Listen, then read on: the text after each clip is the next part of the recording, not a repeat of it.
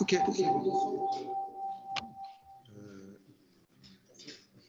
Je coupe mon micro.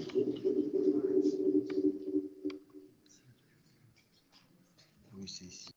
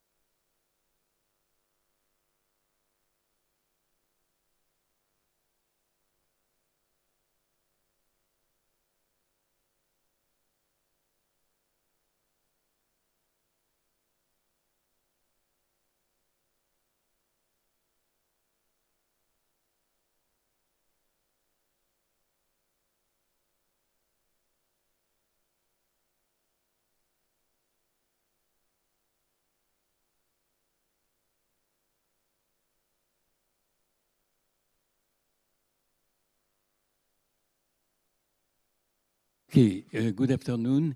Therefore, we are going to start right now. We hope to end around 4:45, a little before the expected agenda. And please stay because it's very important for all the people that are speaking this afternoon. And we start by a video that has been registered 10 days ago, more or less. From Patrick Lich, who is, as probably some of you know, president of the Atrium network. And the video is approximately, there is a small discussion after it, approximately half an hour or no more. Therefore, we are going to start. Thank you. And the first 30 seconds, the sound is very bad, but after that, it's Okay. The learning machine has to start. Well, thank you very much for the invitation to the conference. I'm very sorry that I can't be in Paris myself, but I'm delighted just to be able to give a brief presentation of the cultural route and the activities which we take forward. And of course, if there's anybody who would like to get in touch with me or the Atrium Cultural Route later, that's fine. Be delighted to. I'll just talk briefly of these three things, really. What is Atrium? The urban heritage in Eastern Europe. I know the conference is particularly interested in Eastern Europe and architectural and urban heritage. And I'll also talk a little bit about the problems and ways in which we work with dissonant heritage, with a focus also, if I can, on young people. Young people are a particular target for Atrium. Atrium, what is Atrium? Atrium is a cultural route recognized by the Council of Europe since 2014. And it stands for, excuse me, Architecture of Totalitarian Regimes of the 20th Century in Europe's Urban Memory. I'd like just to say how really Atrium started, because that gives an indication really of why we have a particular geographical focus and where we're really coming from. We started in Forlì. Forlì is a town, is a city in northeastern Italy, about 60 kilometers east of Bologna. And it's famous, amongst other things, as being known as the Città del Duce, the city of the Duce. This is because Mussolini himself was born quite near Forlì in a small town called Predappio. And Mussolini went to school in Forlì. In particular, I think because Forlì was rebuilt, was renovated in the 1920s and 30s as a sort of showcase for fascism. So there was a significant urban and architectural impact on a small town like Forlì in the 20s and 30s. In that case, it's an architecture, an urban development, which was very strongly linked to the regime of fascism. So Forlì was the starting point of our project. I was working in the city council at the time when we started the project. As a cultural route, it has at the moment 18 members.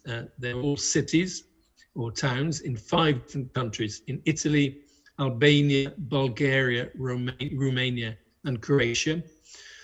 And this, excuse me, geographical focus really was the result of the fact that the cultural route was the outcome of a European project, which was funded under the Southeast Europe program. So the funding was given to this particular area of the development of a cultural route in this area.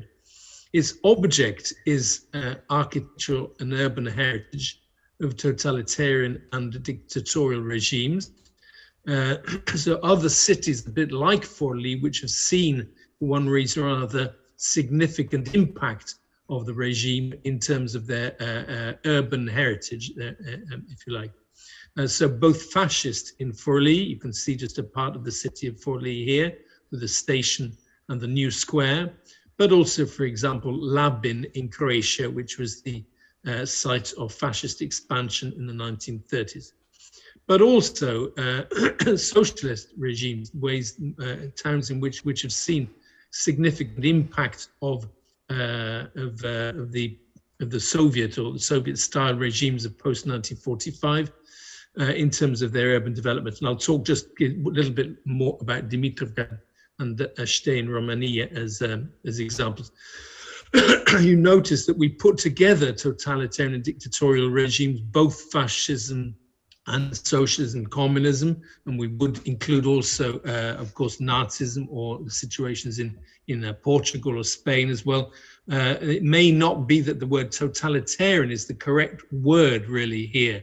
I know it's a historiographically much contested term, particularly I think in the Western Balkans, for example, but we use that as a sort of a general term, and we're aware of the problems which we have with it, but have decided to keep it as a basic starting point.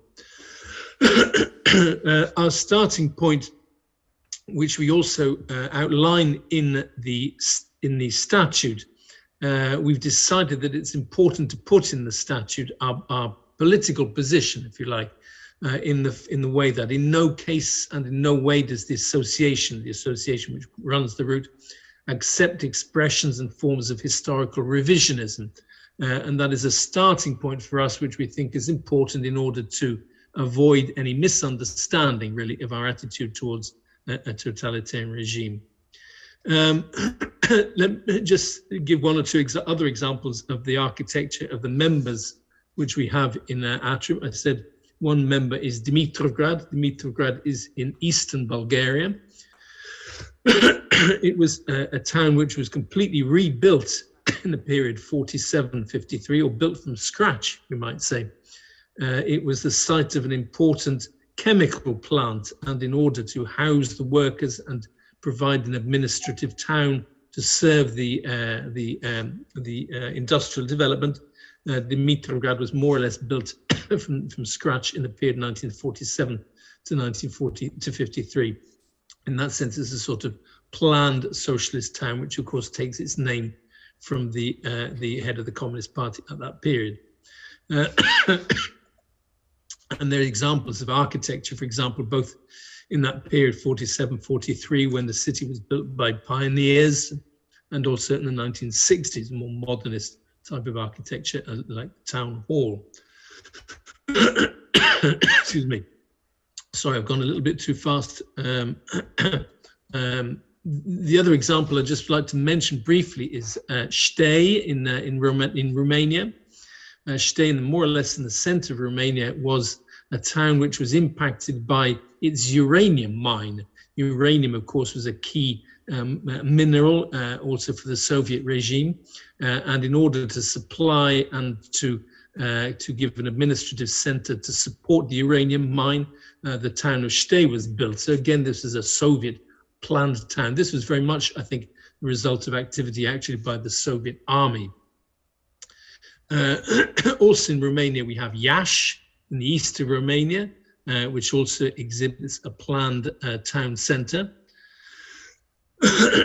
And also in Iași, there's a students' culture house built in the 1960s, 1962, 1960 to 62, and you can see some of the sort of stylistic features of the architecture of that period.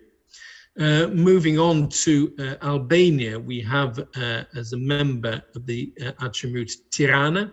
And Tirana, of course, is a particularly interesting example because it exhibits examples of a lot of planned town development, city development in the 1930s when Albania was under the Italian fascist influence. So, for example, the Casa del Fascio in Tirana, which I believe is now part of the university, has been reused as part of the university, built in 1939 to 42. But of course, also there are examples of architecture and urban planning which originates in the Hoxha regime. For example, the very famous Enza Hoxha Museum, as was meant to be, which was built in 1987 and 1988. So it has two different examples of architecture related to the regime. Moving on then just briefly to Croatia, one of our partners is Labin, as I mentioned. And here we have a very good example, I think, of the adaptive reuse of not particularly excellent in terms of its architecture, but important in terms of what it meant for the town. The reuse of the coal mine administration buildings. You can see here the pit head equipment here. And these administrative buildings have been adapted and reused as a coal mine. But in this reuse, Atrium was a partner in the reuse. And if the administrative centre functions as a town library, the history of the building, what the building tells us about the history of Labin, the history of Istre, and the history of Italian fascism is still there, is still retold and narrated to the citizens. Excuse me. What's our methodology? Our methodology really as a cultural route. We have a scientific committee. We have a international scientific committee, which is made up of researchers, architects, urban development people who work in heritage studies, etc. We're not primarily an architectural association. It's a cultural route. And as a cultural route, we have a sort of mission, that of promoting European values of human rights and democracy, also amongst young people, and involving people in particular in the rediscovery of their heritage. Of course, this heritage is a dissonant heritage, as we call it. It's a heritage which belongs to, in terms of origins, a regime which we do not accept, which is in opposition to the democratic and rights-based values of contemporary Europe. And so there's a sort of conflict, if you like, between the heritage in the cities and our particular lived experience today. In that case, there's a sort of dissonance. Again, we're not trying to recuperate this architecture and say what good things the dictatorial regimes undertook, but have a dialogue between the present-day city and the city as it was born. So it's quite a complicated relation of reuse, reappropriation, and heritage making of a heritage which is dissonant and difficult in many respects. In this, we're following very much the Faro Convention of 2005 of the Council of Europe, which was a convention, as I'm sure you know, based on the use of built heritage and immaterial heritage, as well as a means of creating citizenship and creating an awareness and an appreciation of European democratic rights and values. In that sense, we work a lot with local citizens' involvement. This was just an example of an activity that a local association carried out in Forli, where citizens can be, in a sense, ambassadors of their own heritage. And the event was called A Brief History of Man's Control Over Man. It was a dialogue, if you like, a sort of an interrogation about the way that architecture can affect daily life.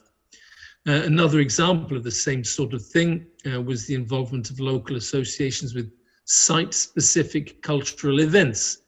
So the reuse of a building, not for its original use, but in other ways. Here we put on, for example, a play called Architecture or Architecture is Power, a play, a monologue, in fact, on the figure of Albert Speer. And this was put on in a building in Forlì. Another example from another of our partners in Tresigallo, near Ferrara. Tresigallo was a small town built a little bit like Dimitrovgrad in order to serve a new chemicals plant. So it's a sort of metaphysical city in terms of its architecture, a very strange city to look at in the middle of the Po Valley. And every year they put on a cultural event called Le Giornate Metafisiche, so where artistic and cultural associations have a dialogue and put on events relating to that particular type of architectural heritage. Excuse me. And finally, we work a lot with schools. We've just finished a project called Atrium Plus. This was a project which aimed at creating school exchanges between Forlì, Ferrara, Labin, and Bari, in fact, in order that students from the schools could go to one another's cities and talk about and be introduced to the architectural heritage of their cities by the students themselves. So students from Forlì would explain the architectural heritage to students from Bari, for example, or from Zara. Sorry, Zara was the other a member of this project. And this project actually gained a prize in 2019 on the part of the Council of Europe. Just to say that working on it with dissonant heritage for us, the European aspect is very important. We're putting together different sorts of heritage. So, sometimes, of course, each nation and each city has its own story, but we bring them together really in terms of their relation to an architecture which is based on, which remembers an unpleasant and dissonant past. And in that sense, our umbrella organization, the Council of Europe and the Institute for Cultural Roots in Luxembourg, is particularly important for us because it gives a human rights-based over framework in which we work. We've also been working lately, in particular, with issues of development.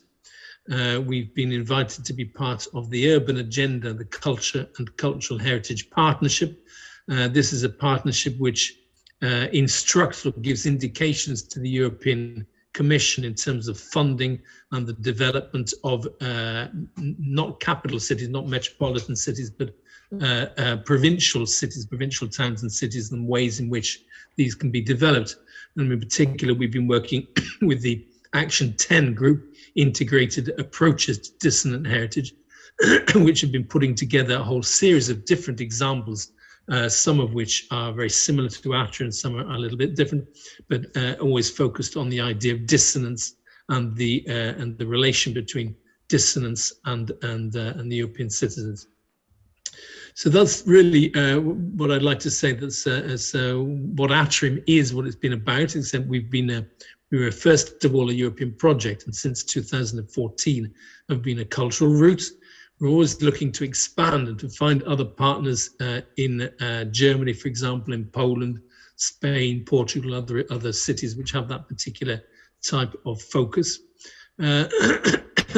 So we're also very interested in any feedback from you in terms of your own particular relations with heritage and young people, because it seems to me that we're all working in a sense on the same train lines, if you like. Thanks very much. I can perhaps move out of the sharing screen. I don't know whether perhaps there were some questions. Yes, thanks a lot for this presentation. I just want to to have a small dialogue maybe with you on Henry. And Henry, please speak as you want and don't wait. It was very interesting, and I have naturally a lot of questions, but I would like to ask you one or two questions mainly. The first one, and it is very interesting because, as you said, we are facing the issue of what is the significance of this heritage, of this built heritage for young people. And I would like to know something according to your experience that is exceptional. When they look at the cultural heritage and the built cultural heritage, do they attribute this heritage only at the regime, at the totalitarian regime that has built or reused this heritage? Or do they consider that behind this regime there was already a new way of thinking about built heritage that goes back to the constructivism, what we call constructivism at the beginning of the 20th century with Malevich and so many very important people, and that inspired not only this regime, but for example, the experience of the Bauhaus in Germany. And therefore, I would like to know, do they have this meaning? Because one thing that seems to me very interesting, and we had this experience, I don't want to speak about France, which is not in the scope, but we had this experience at the revolution, because when we started to destroy the monuments of the monarchy, and it started, you know, a lot of things, even on the cathedrals in Notre-Dame de Paris and so on and so forth. We started to destroy them because we considered it was built by the other, therefore it was definitely bad. And after we consider, no, it was built by a people, it was built by a regime naturally, but it was to the genius of the workers, of the artisans and so on and so on. Therefore, I would like to know if there is this consideration about the monument, or only a very, very, not a short-term political consideration, but only very lively political consideration. No, thanks very much for your question. I think you focused on precisely a very important aspect of this, actually, particularly in terms of the architecture. Just perhaps before I move to young people, I'd just like to say, perhaps again, that in some way the experience of Forlì, which I think is fairly generalizable, but of course we need to talk about that. I think there was a period in immediate post-war period where there was a sort of iconoclastic moment at which there was a desire to knock down, to destroy the things which had a significance, a meaning related to the regime. In particular, obviously, particular propagandic elements. For example, in one of the main buildings in Forlì, there's an oath of allegiance for the young people to fascism, and it's a very bloody oath which says we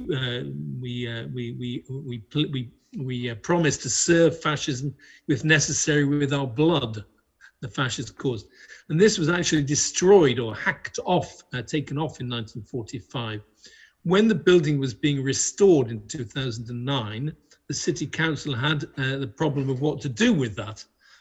And the idea, eventually, the outcome was to leave the traces of the oath, so the citizen can now see both the oath or the traces of the oath, but also can see the iconoclastic act which took the oath down. So in a sense, you reproduce the whole of that story. Just to say that was the iconoclastic moment. And I think there's been a long period in many towns where all the meanings of those buildings are removed, in a sense, so there's a sort of repression or suppression of those meanings, and the meanings are only interpreted in terms of their functional use in the present. The station, the office buildings, the school, etc. So there's been a suppression of the meanings. Subsequently, there's the sort of reappropriation also of the buildings in terms of their historical origins, in a moment and with a sort of approach which is not a revisionist one. So you look at that as a real built heritage in your town, which of course was built under a regime, but which is still existing and still functioning in the present.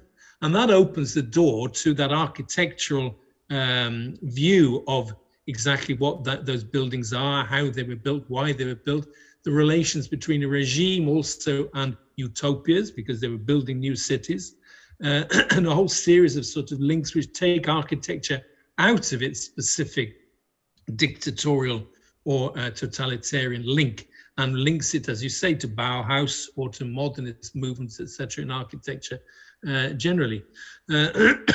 So I think we're moving towards that. It's a sort of end point for architects and for people who are particularly interested in that particular type of built heritage.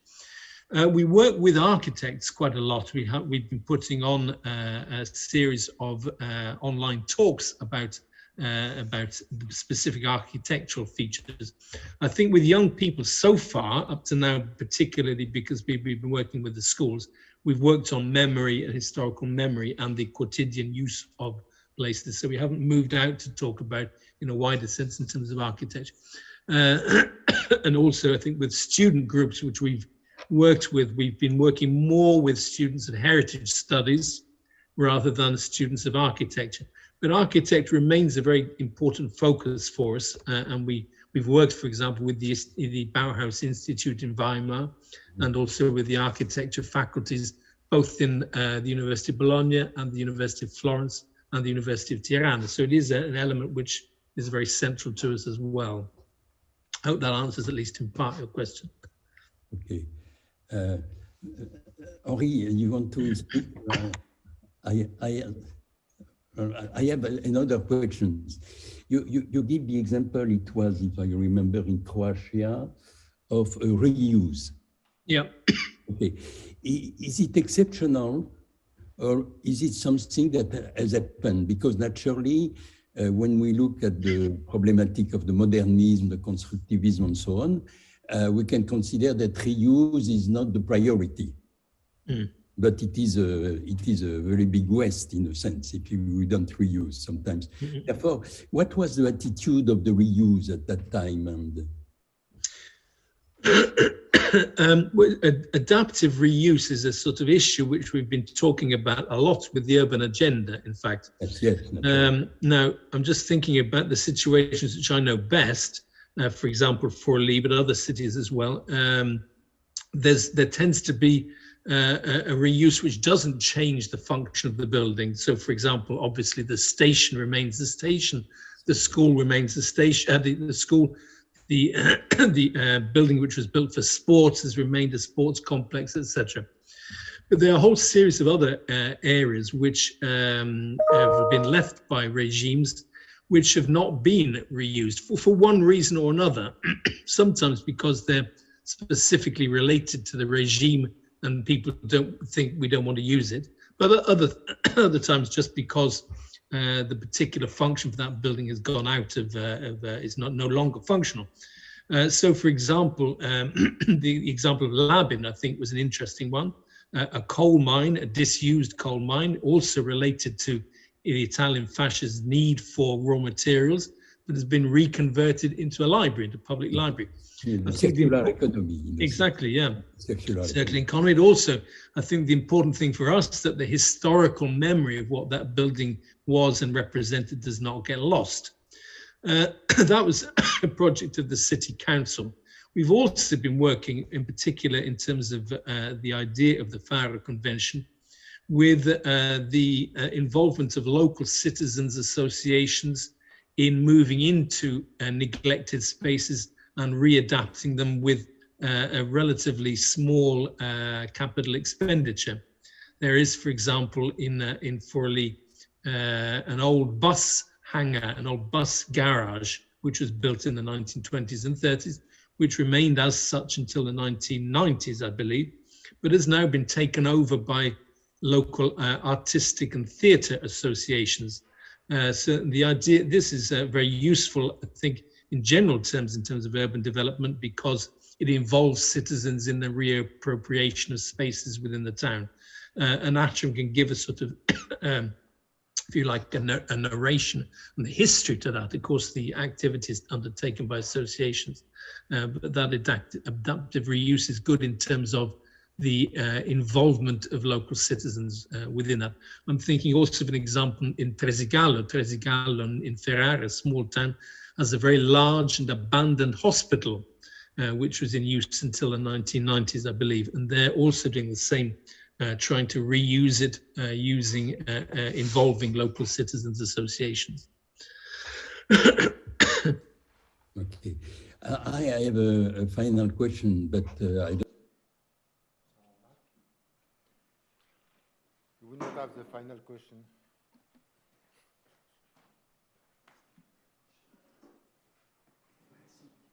Enough questions. It was almost the end, therefore we don't close time. Okay, thank you. Therefore, the next presentation will be given by Dr. Fabien Bella, who is there. Fabien, you come? Yes. And he's a professor in this school. He made his PhD in the field of architecture, naturally. And he has done a lot of projects in Eastern country and Russia too. He will speak about that. But the center of the presentation will be rebuilding after an earthquake, the case of Skopje. Thank you. Thanks. Here in this tool, I'm often cooperating with colleagues who are mostly architects, and we have several teams of students with whom we are working now on Bucharest in Romania with Professor Philippe Simon, and we may work next year on Sofia in Bulgaria with Professor Clara Sandrini.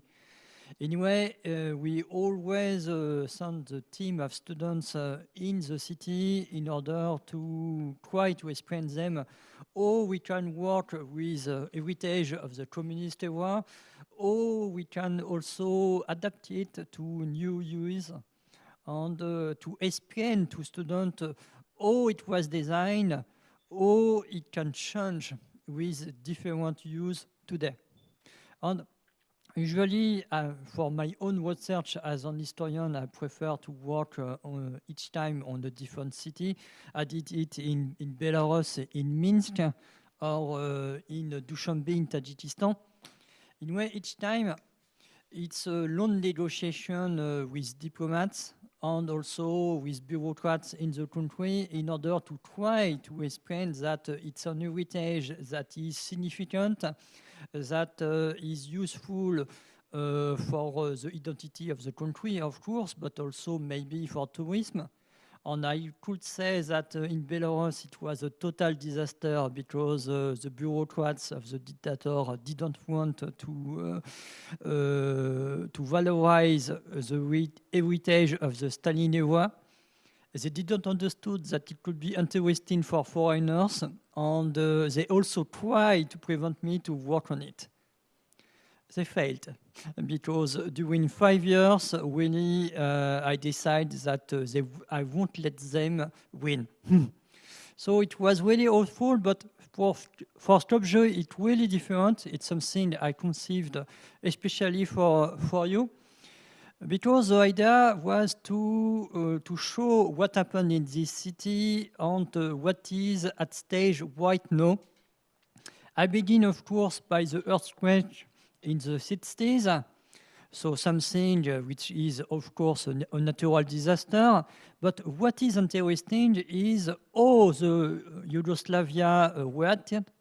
They asked help from the United Nations, first of all, to help people who lost their home in the disaster, but also for organizing a competition to rebuild the city. And here we should think to the same disaster that hit Tashkent in Uzbekistan, so in the Soviet Union in 1966, where the Soviet Union decided to rebuild the city by itself with Russian architects or Uzbek architects and without foreign help. In Yugoslavia, it was really different because they organized a competition where there was several members of the jury which were not from Yugoslavia, For instance, there was a Polish architect, Adolf Zborowski, who was one of the architects in charge of the reconstruction of Warsaw during the 40s and the 50s. So Zborowski was a specialist of reconstruction in cities in the socialist system. So what is interesting is that this competition was open to foreign architects, and it was a Japanese architect who wins this competition, Kenzo Tanja, who is well known by people who like architecture of the 50s to the 70s for his quite brutalist view of designing architecture and what is called metabolism architecture in Japan. Tanja designed a project which is really similar to his project for Tokyo at the same period, but where he also shows that he studied carefully the place and that he understood that the best way to redesign a new city was to have a new relationship with the river and to build the new city not exactly where the old center was, but nearby. So it was a project really interesting, designed by someone who has no link at all with the country, and with the help of architects from Yugoslavia, but also from Poland, because Zborowski stayed in Skopje in order to coordinate the efforts of Tanja, but also of architects from Yugoslavia. So these projects are really interesting because it was an international cooperation, which was seen as successful, and it also shows the specificity of the Yugoslavia of Tito, because, of course, you know that he wasn't really a friend of the Soviet Union during the 50s. For instance, Tito wanted to have Yugoslav communism, something not dependent from Moscow. So he had a lot of problems with that. But also, he remained open to European ideas. So it was possible only in Yugoslavia, this kind of project. And here I will show you one project by an architect who at this time was working in the United States, but who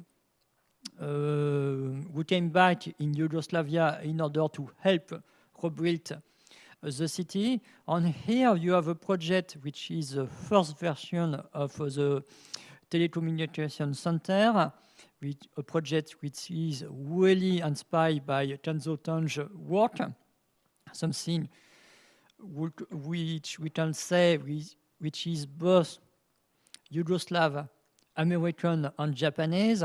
So a really interesting project which shows the dynamism of the architectural scene of Yugoslavia in this period. And here I will show the second project for the same building.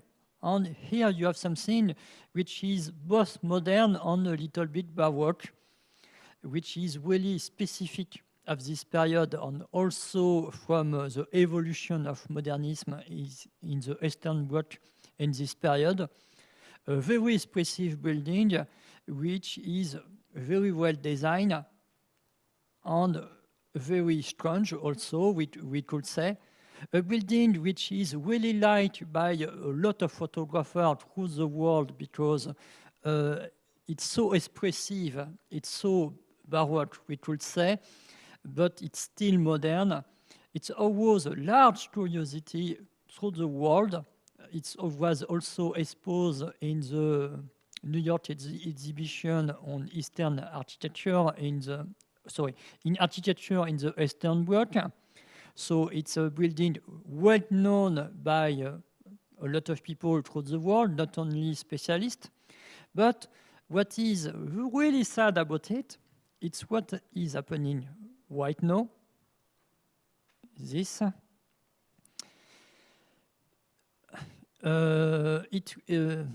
It was hit by a large fire not so long ago, almost 10 years right now.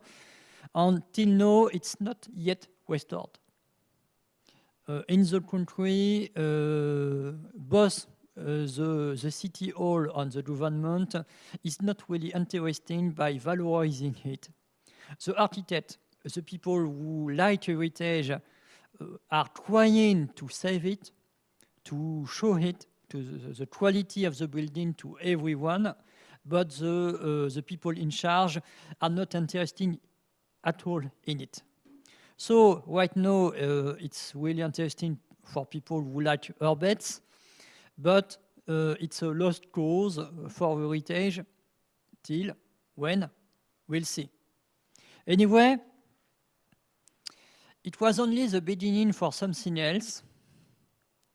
That here I begin by something which is quite, I would say, understandable, because the people in charge really want to restore a link with a forgotten past, the past of the city before the communism.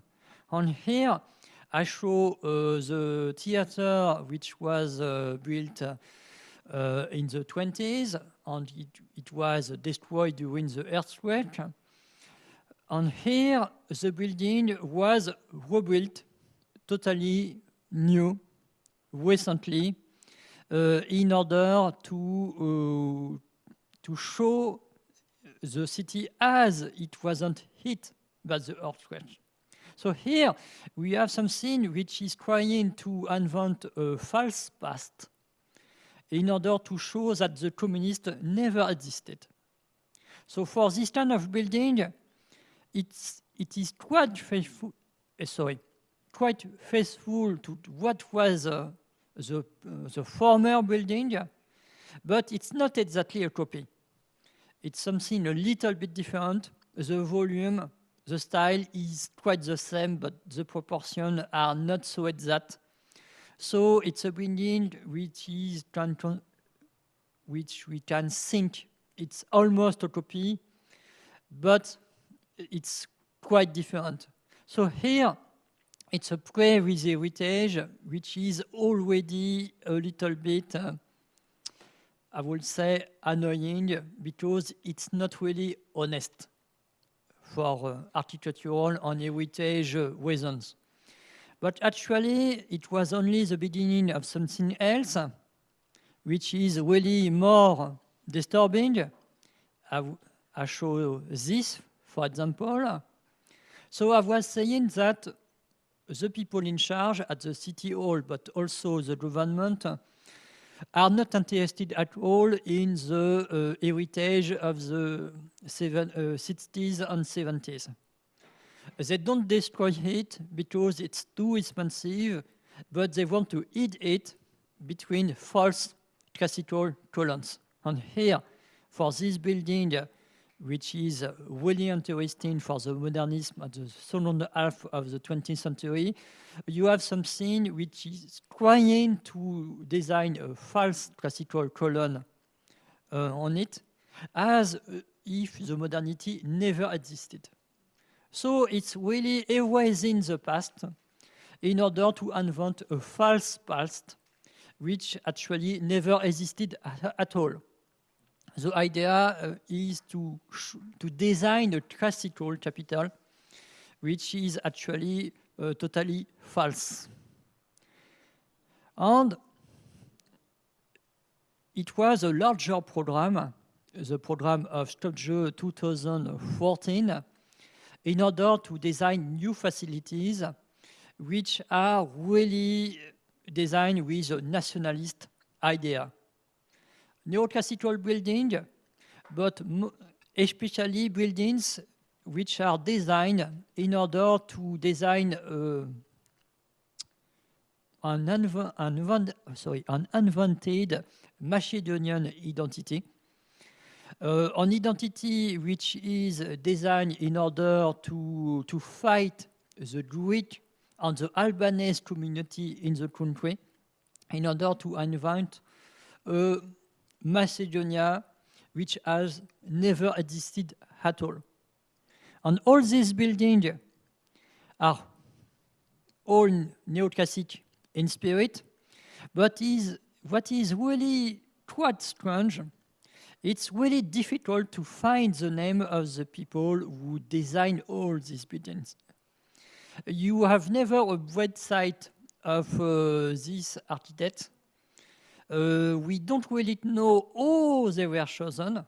Maybe some of you will know, but I also translate from Macedonian many websites in order to find information.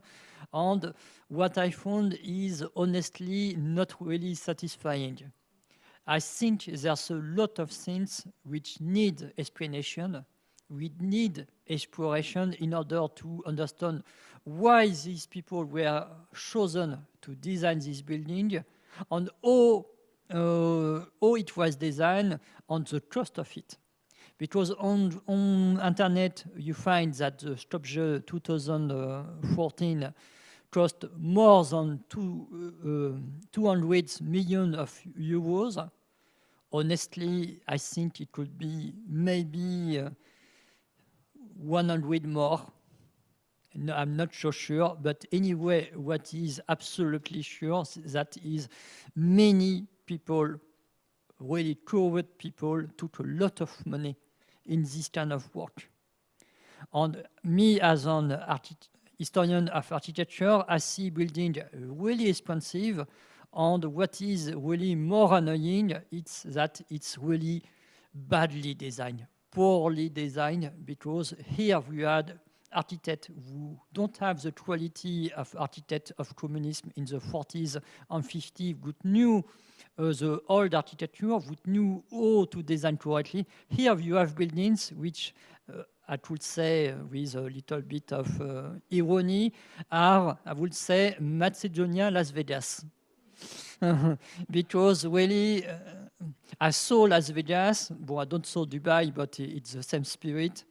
Anyway, classicism used by people who think you put more gold, it will be better. These people has no taste at all. They have only one efficiency, it is to waste public money for this. For this building, I would say maybe it's the best of all. But financial police building, very interesting, because when you see this building, I don't think it's really efficient office at all. It's really impressive. It's interesting, the design, but I don't think this building can be really efficient at all.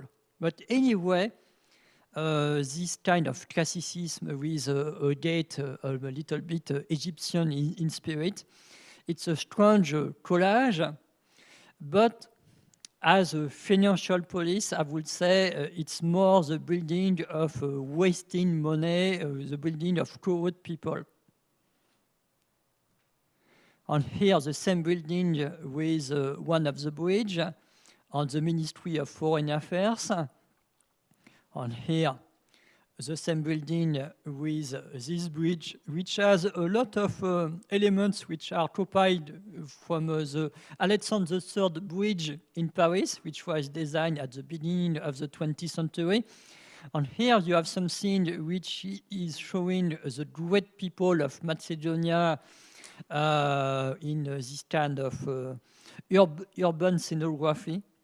Here it's really a stage architecture. It's something which is designed in order to drive the idea of a powerful city, a powerful country. But actually, Macedonia is really a poor country.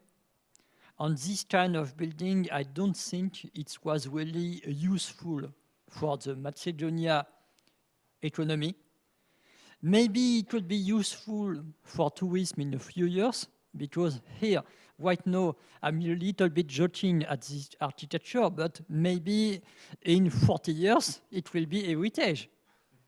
And people will be fascinated by that, as we are fascinated by Las Vegas or Dubai. I have many friends who are fascinated by Dubai, and for me, it's a little bit a mystery. But maybe people have the right to like this kind of architecture. But is it useful for people? That is another question. And the statue, because they designed a lot of statues through the city, are of course very political. The first one, the warrior on a horse, was supposed to be a statue of Alexander the Great, but it was diplomatic issues with Greece, which felt offended by this program. For them, Macedonia was trying to use too much the memory of Alexander the Great, and was also harmful to the Greek community in Macedonia. So, in order to try to avoid some problem with Athens, they decided to give the name of the statue warrior on a horse. It means nothing. And really, this statue, it's almost ridiculous. Oh, it's huge, poorly designed, poorly achieved, but it's impressive. It's really ostentatious. And you have a lot of statues which are similar. Here I show only Justinian in order to show that the emperors, both from Rome and Byzance, are useful to design an invented collective memory in order to show that the modern Macedonia is the heir of this. It's supposed to design a direct link.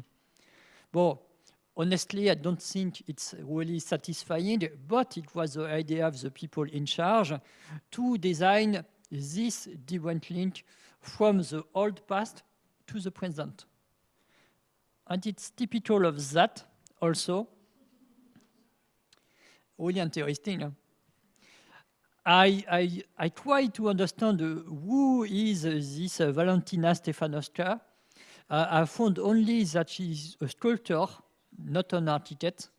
And I think it explains a lot, because here you see something which is really trying to copy the triumphal arch of the Roman Empire, but it seems obvious that this lady don't understand at all how you design this kind of architecture.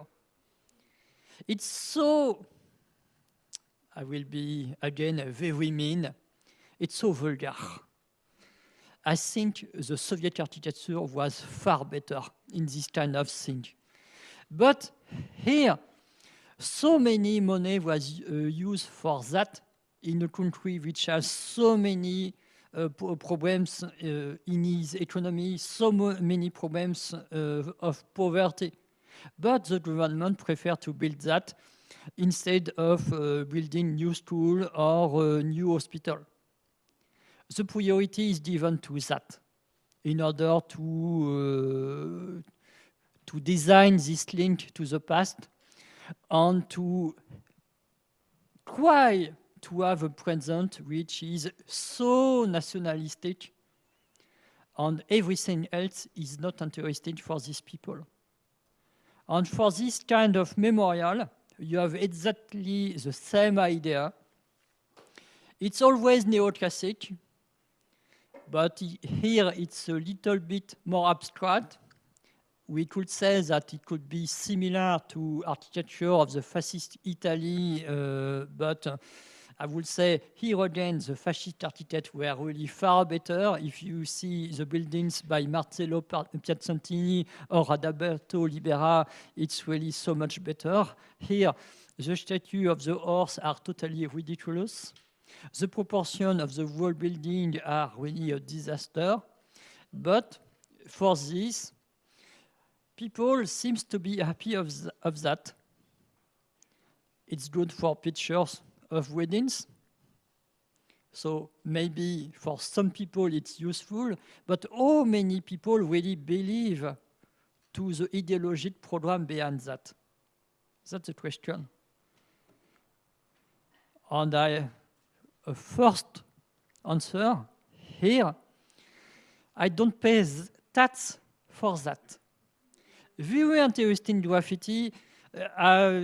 When I check on internet, I found many things really similar of a lot of paintings thrown away on these buildings in order to show that some people are disapproving this. So the government tried to design a false Macedonian national identity with a direct link to entity. Some people may agree to that, but maybe some other, maybe the younger, are thinking it's a waste of money and it means nothing. But we should be careful. Maybe in a few years it will change, and that will be seen as a testimony of a period of the building of a new Macedonian identity. Maybe something will become, these things will become an heritage upset by the whole country and also by all foreigners who will see that as a testimony of a strange period of the country. Thanks.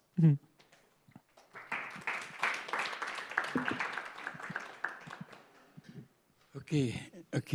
Thank you for your very stimulating intervention.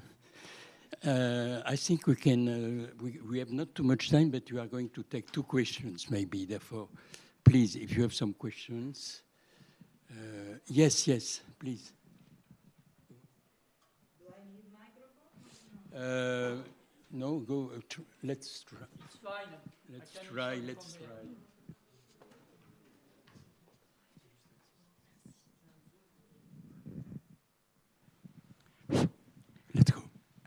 Neda Maleska, Center for Change Management, Macedonia.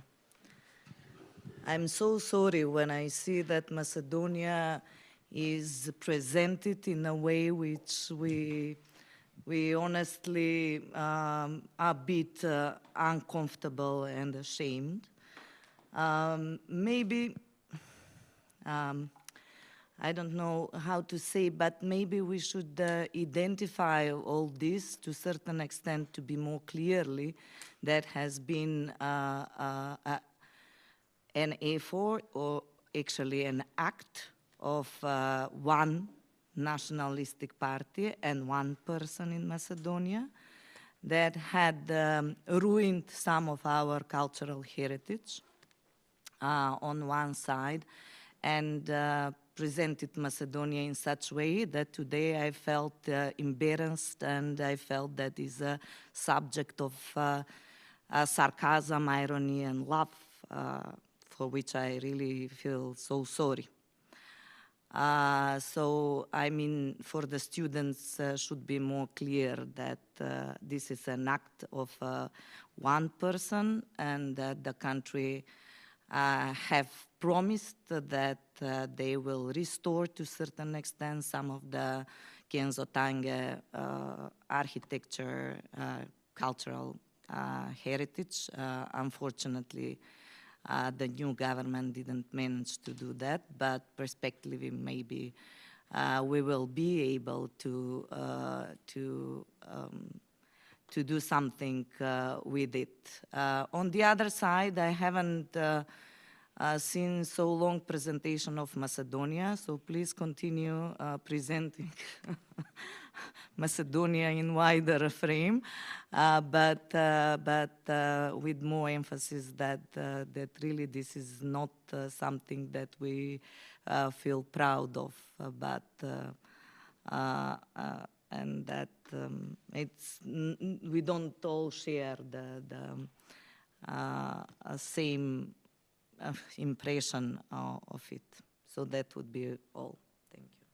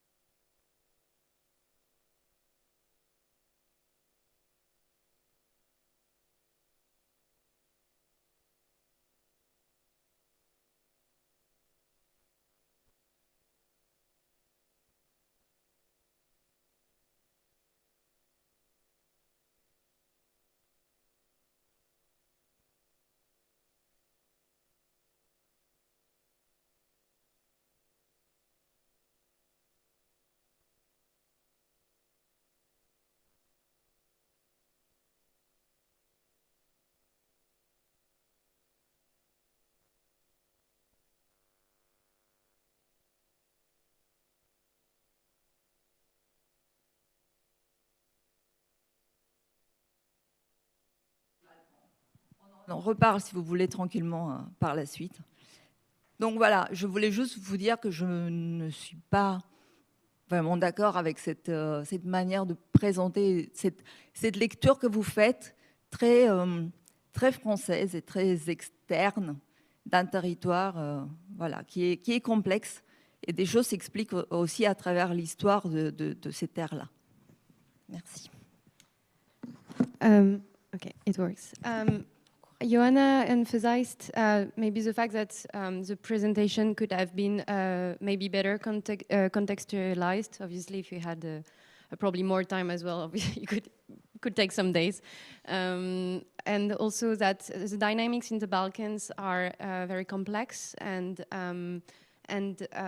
maybe some of the analysis behind this architecture could have been, again, better explained in a broader context from a Western Balkan perspective as well. Okay, thank you. You want to make a comment? No. Okay.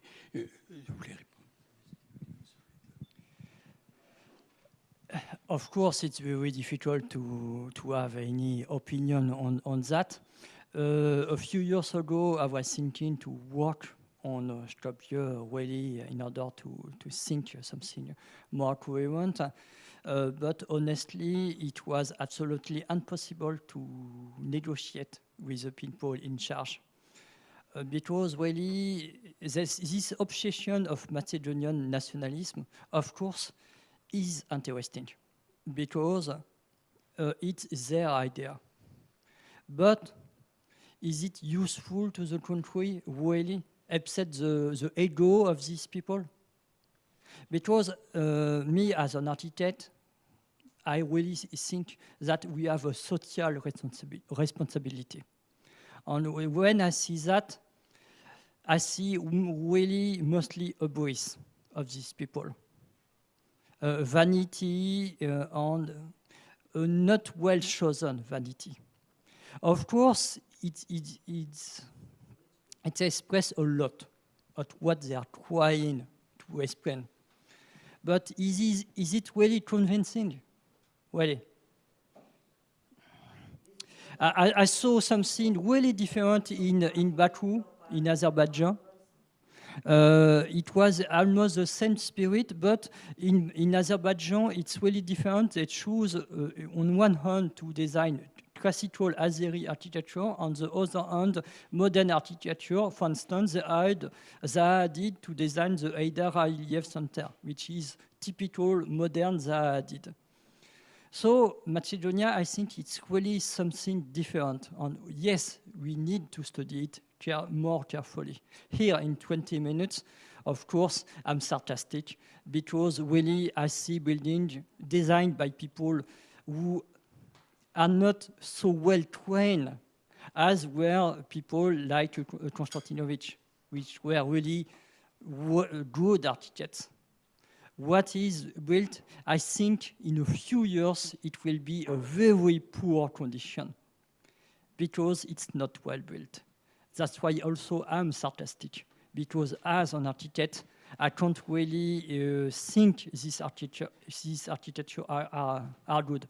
But I would answer to your colleague. In Romania, I saw something really interesting, that the theater built by Horia Meitu in the 60s was redesigned, I think it was at the end of the 70s or beginning of the 80s, by Cesar Lazarescu, in something in the Ceausescu fashion, and the Romanians decide to destroy the new facade by Lazarescu and to restore the Horia Metro building. That, it's really interesting because it shows that it can be reversed, that we can go back to the past sometimes. And for Skopje, I hope that the modern buildings which were defaced by these false columns, one day that they will be restored. Because the Macedonian people should be proud of this heritage. Many people are already proud of it. But the government still don't understand that it's really an interesting heritage. So Stropje 2014, I would say it's both tragic and heroic. Okay. If I just can... you want to comment? Really? No? Yes.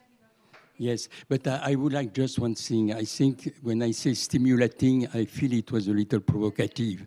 But the only problem I have is to mix the criterion of heritage or architectural value with social criteria, because it's naturally we have no time to distillate, to make the pro and cons.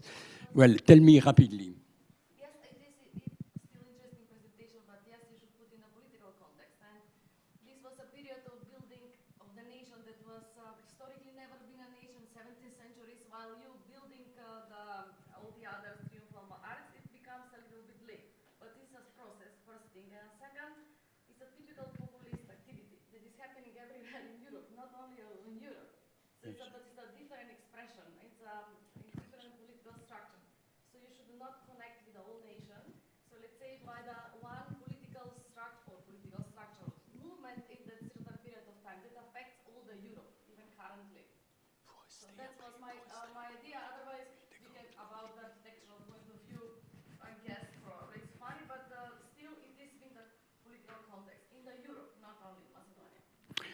Okay, thank you. He's remaining in the room, therefore, after the next presentation, we can come back, because you had a very interesting question on the rebirth of neoclassical, and I would like the answer for me.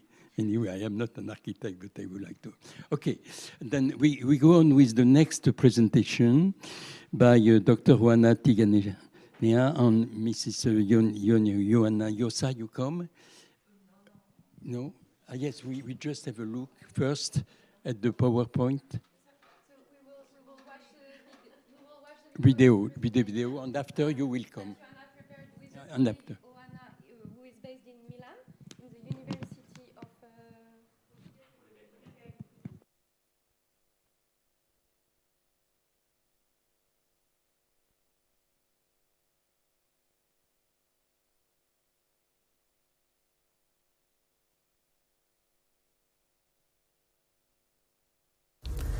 Romania, just like other countries of the Eastern Europe, have always been a territory on which were manifested various and diverse antagonistic interests, and the recent past reflects this dynamic very well.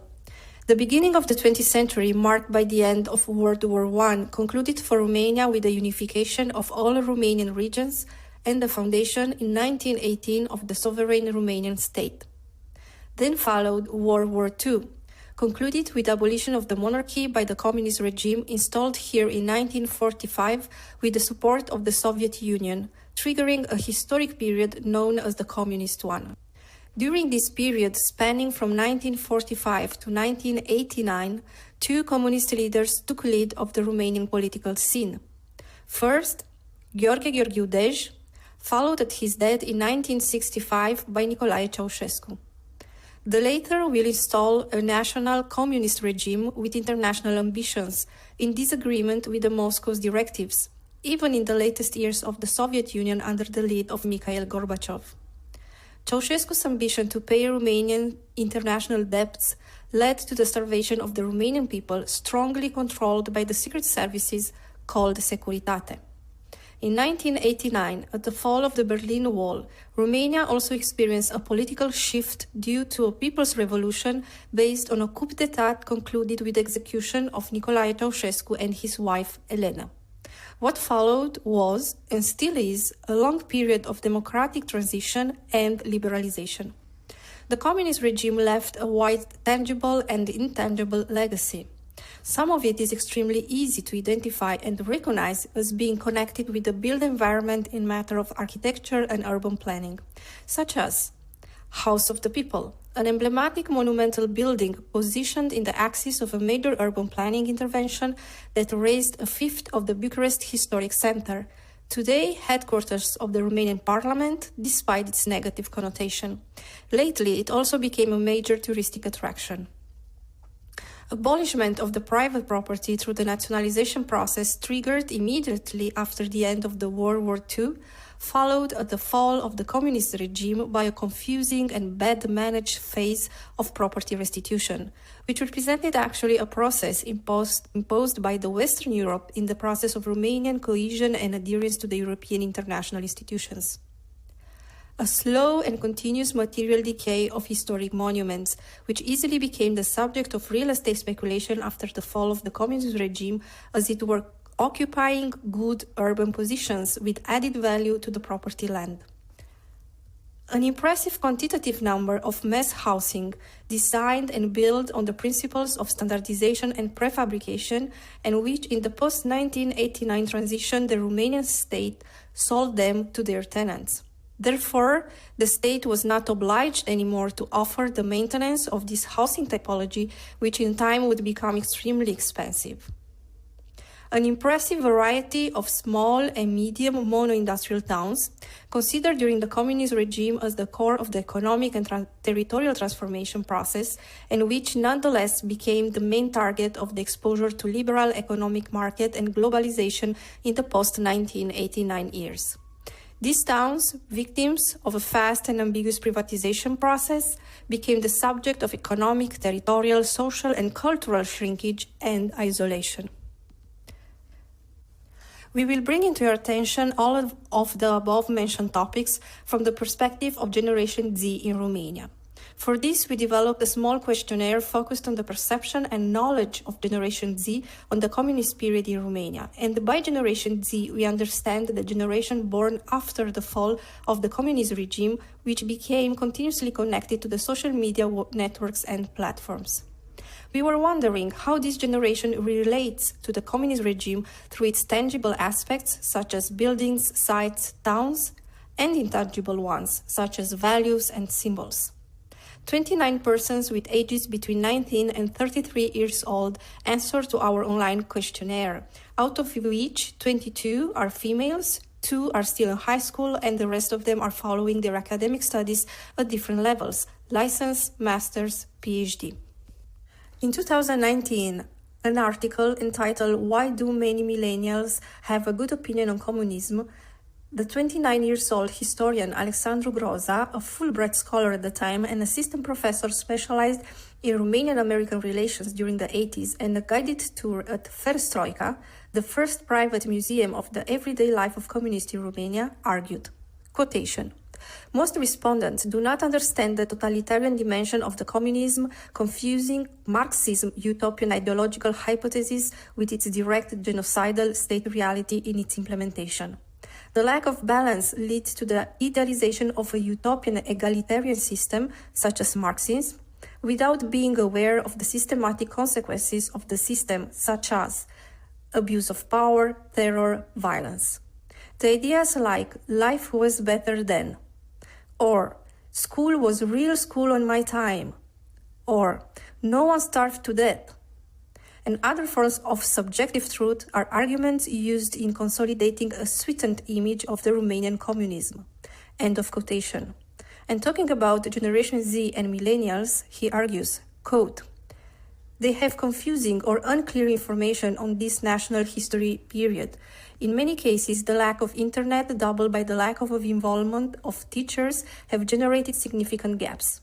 The strangest combination is that between ignorance and conformity, the result being assuming the sources without previous analysis or comments." End of quotation. This view is broadly in line with the results of our study as it follows. First topic, the Parliament Palace. The Romanian Parliament Palace construction started between 1984 and 1989 under the close guidance of Nicolae Ceausescu and his wife Elena, which by this time became a couple's dictatorship in communist Romania. It represents an architectural and urban ensemble designed around the House of the Republic, known also as House of the People, and which represents the second largest administrative building in the world after Pentagon, with a built surface of approximately 330,000 square meters, and the third in the world in volume with 2,550,000 cubic meters. The building represents a perspective view and endpoint of the Socialist Victory Boulevard, an urban axis specially designed and built for this intervention, having 3.5 kilometers of length and approximately 100 meters wide. For this construction was demolished approximately a fifth of Bucharest's built historical environment, dating the 19th century, summing up to 485 hectares, while more than 40,000 inhabitants were forcibly displaced from the area.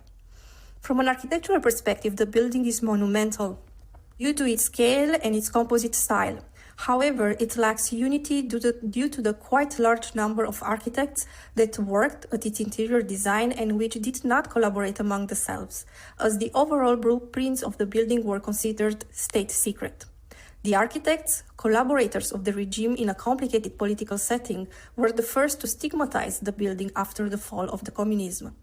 In 1996 and 2005, Chamber of the Deputies first, then followed by the Senate, occupied the building, followed by the National Museum of Contemporary Art and the Folk Costume Museum. The most impressive spaces with the most decorated apparatus, which represents only 2% of the total built surface of the building, were opened for the public through touristic and commercial use, while the main facade became a symbol for the most popular events such as Eurovision Song Contest. Going back to our online survey on communism, the majority of the young people consulted know little details concerning the Parliament Palace, especially the fact that its construction site is still ongoing. Identified as the second largest building in the world inspired by Asian constructions, the building inspires itself in security, megalomania, chaos and lies, a feeling of amazement and curiosity, a feeling of fear, obedience, removal of the passerby, but it also inspires pompous luxury, cunning, and the ideal that Ceausescu had for Romania. 3 of the respondents answered that they are inspired by a sense of pride, 2 others testify to a sense of respect, and 3 others to a sense of grandeur. Second topic, property restitution after the fall of the communism. Between 1945 and 1955, the Romanian socialist state nationalized the private properties of the political, socially, and culturally targeted members of the society within the process known at the time as social purge or terror control of the population, typically associated with the Stalinization process of those years.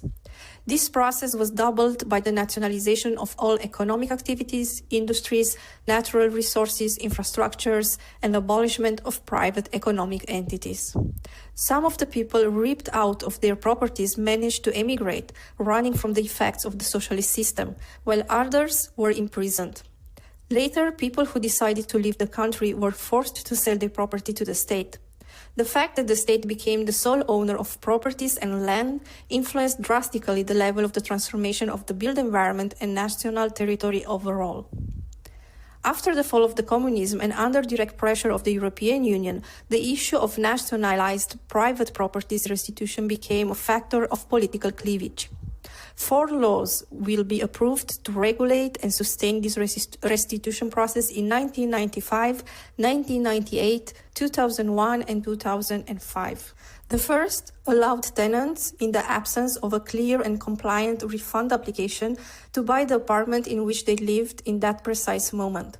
Therefore, in 1996, 87,000 out of 110,000 nationalized apartments were sold to their current tenants, and only 7,000 apartments were passing through the restitution process to their pre-communist owners.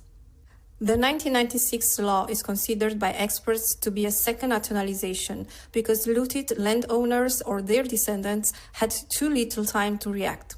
Subsequent laws provided funds for the construction of social housing that would allow the accommodation of the tenants from the nationalized apartments or properties, or to the new owners since 1996, but these funds never became active.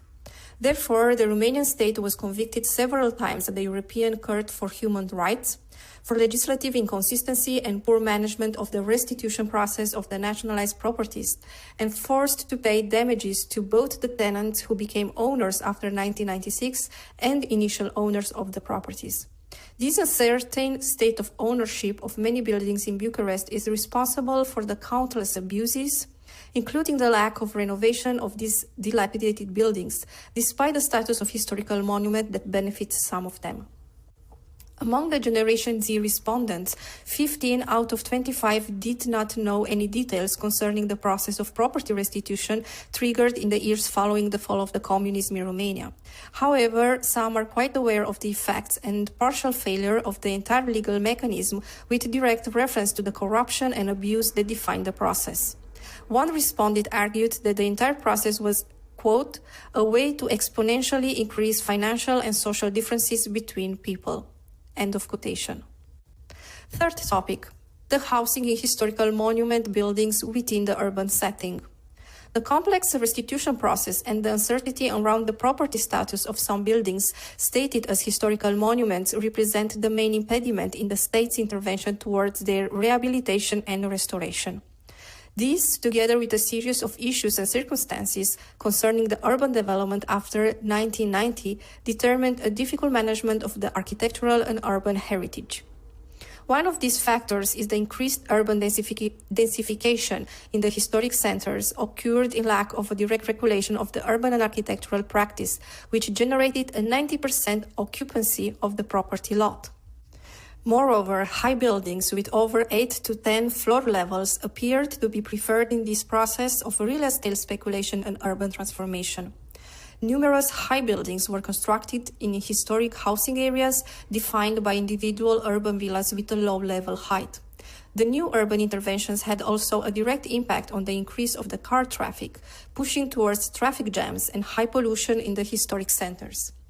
A second factor is the lack of urban coherence within the regulation of the urban planning activity.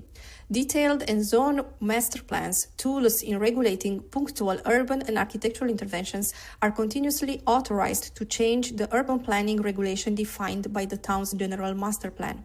Therefore, they became tools of control of radical transformation within the urban setting and not necessary in respect with the preservation principles of the architectural and urban heritage. A third aspect can be stressed in the lack of legislation based on a detailed framework that could take into consideration the safeguard and preservation of a variety of tangible manifestations of the cultural heritage. For example, in Romania, there is a lack of definition of historical ensemble or even of historical urban landscapes, safeguarded as a whole organism, in line with well-known concepts of urban preservation, and is favored the monumental architectural safeguarding of a sole unique building.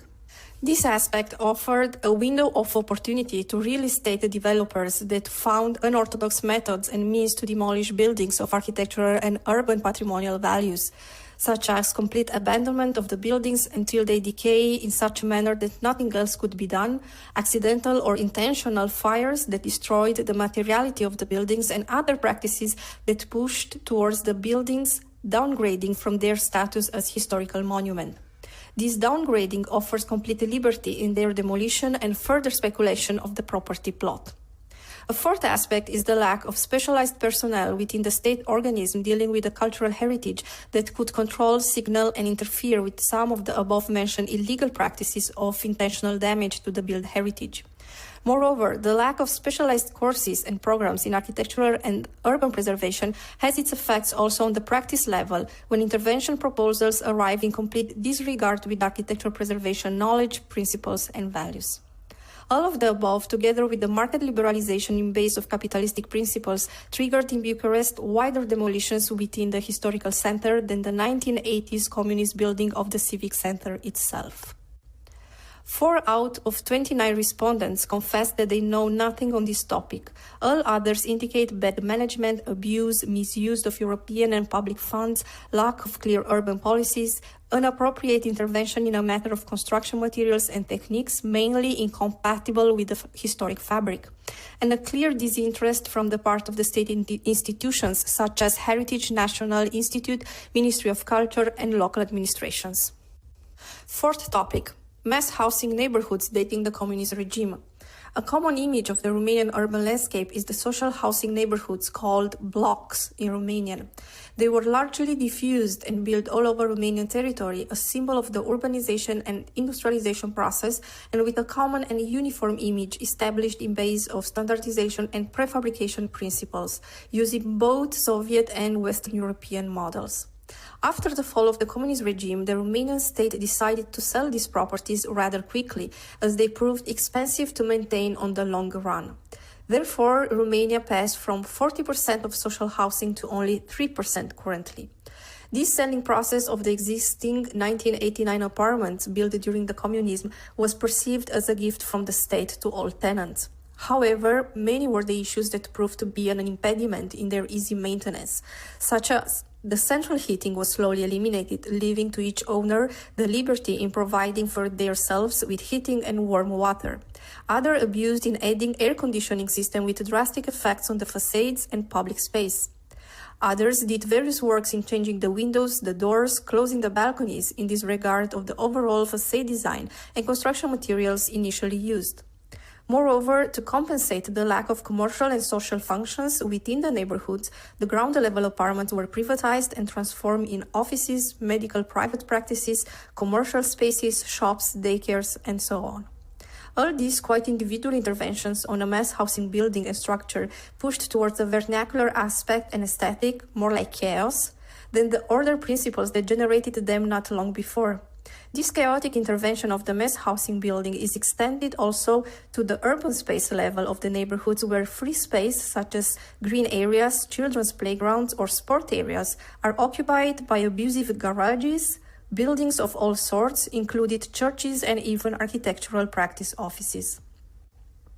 On this topic, our respondents know quite well all the above-mentioned issues. They are aware that this typology of housing provided young couples and precarious people during the communism access to a dwelling, an aspect that became increasingly difficult in the contemporary Romania. They also stressed the idea that these buildings were built as part of a wider urban ensemble, something that today is not accomplished anymore when developers aim for maximum of profitability. Finally, they regret the chaotic interventions triggered by the uneven thermal rehabilitations done individually by the apartment owners. Fifth topic, the mono-industrial towns. One of the main leitmotifs of the socialist economic and socio-cultural development was the intensive industrialization and urbanization process that found its ideological background in the 1920s and 30s Soviet Russia. Coal mining, ferrous and non-ferrous mining, steelworks, machinery, and car production sites were the industrial branches seen by the socialist propaganda as the base of the new centralized and planned economy, and moreover as the base for the new social and cultural order designed to sustain the new working class. Therefore, it appeared the need to develop new urban settlements, new towns, to host this working class. Starting with the 1960s, it appeared this theory that at the base of the Romanian territorial transformation should be found the mono-industrial town of small scale, ranging between 10,000 and 20,000 inhabitants, considered also a true cell of the new urban network, and therefore appeared uniformly distributed at the national scale. Usually, this urban typology was associated with the mining, textile, chemical, or mechanic industrial branches, while the medium mono-industrial town spanning from 100,000 to 250,000 inhabitants was associated with the steel production industry. The small mono-industrial towns were not all built from the scratch during the communism, even though the communist propaganda stressed and suggested, especially if considered the areas of Transylvania and Banat, where the industrial production existed there since late 18th century.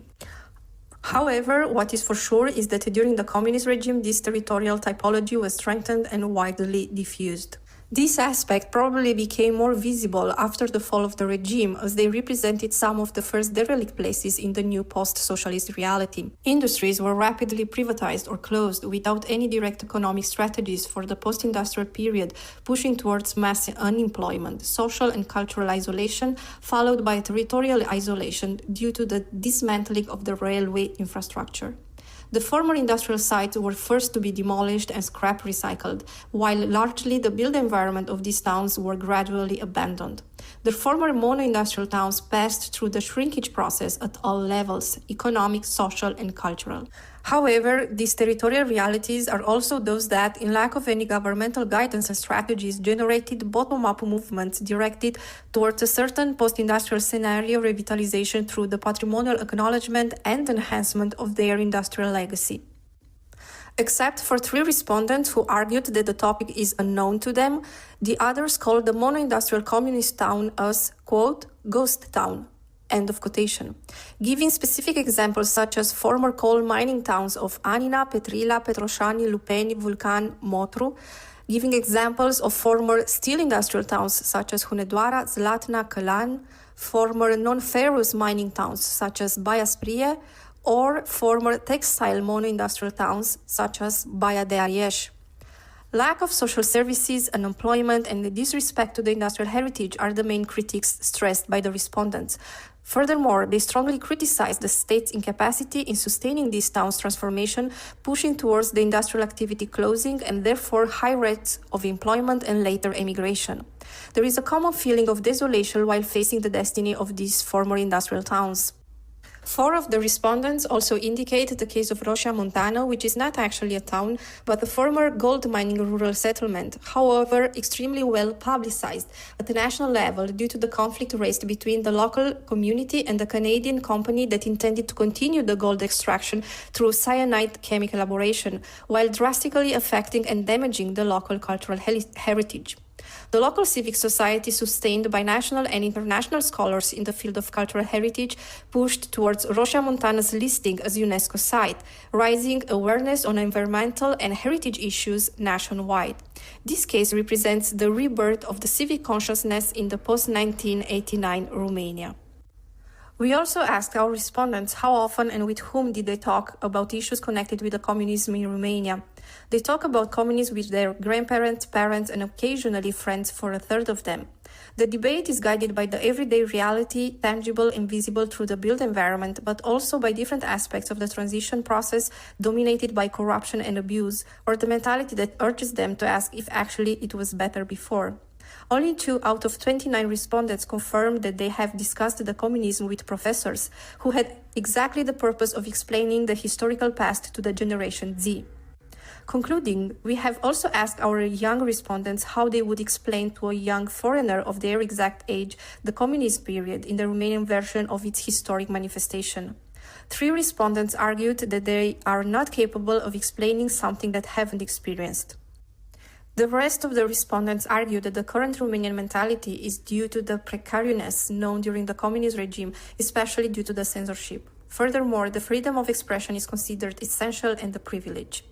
There is a sense of pride while talking and perceiving the communism if considered Nicolae Ceausescu's courage to confront both Moscow and the Western international pressures, but extremely critical and dramatic if considered the social regression effect, with timid and placid characters little inclined towards open debate and confrontation, and moreover, extremely critical in reference to the rationalization of food, water, and electricity. As concerning the socialist self-declared spectacular industrial development, the cult of personality and ideological propaganda, they are very well-known subject to the young people, at least from the media and literature, as indicated by the following testimony. Quote, "The communism, it was a period in which the freedom of expression was limited. The propaganda and cult of personality were everywhere. Poverty was normalized, corruption and bribery were common practice, while the punishments were brutal." End of quotation.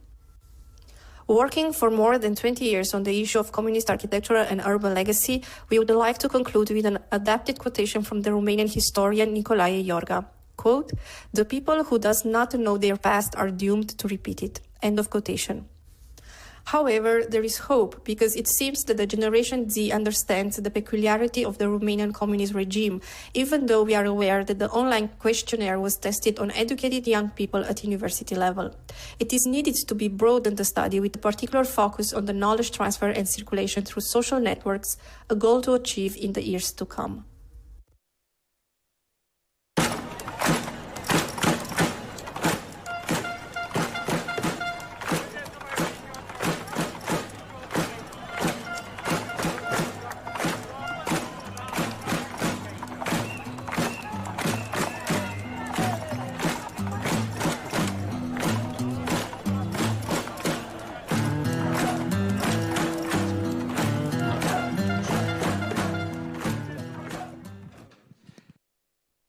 Okay, we have in fact two two participants here.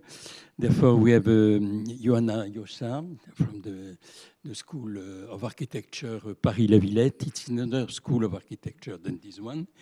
And we have in Milano, Oana Tiganea. She's in Zoom. Huh? She's corresponding in Zoom. Okay. Thank you very much. Thank you. I'm sorry I don't see you. Okay. Therefore, we can take two questions because maybe at the end we shall forget the questions. Therefore, I prefer to take it now. We want to the floor.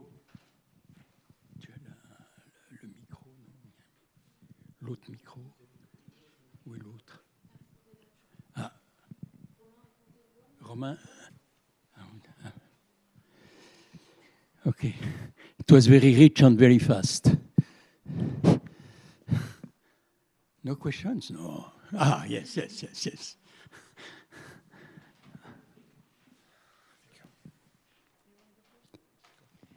Thank you very much for the presentation. My name is Bleriana and I come from Tirana. And throughout the presentation, we were just saying to each other, if you remove the word Romania and replace it with Albania, it's exactly the same situation we are going through, not only through communism, but also now. And particularly this is happening in Tirana.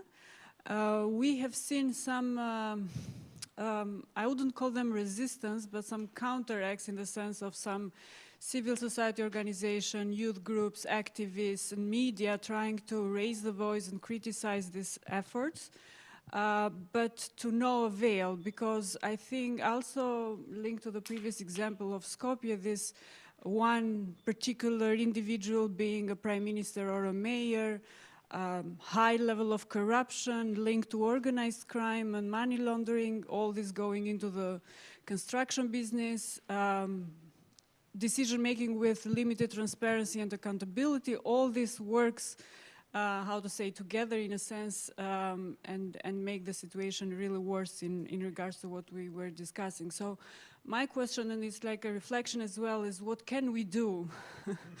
It's very difficult, I would say, but just, you know, because as it was mentioned before by the colleagues in North Macedonia as well, so that was, you know, very much political and corruption and so on, and doesn't represent the entire citizens and so on.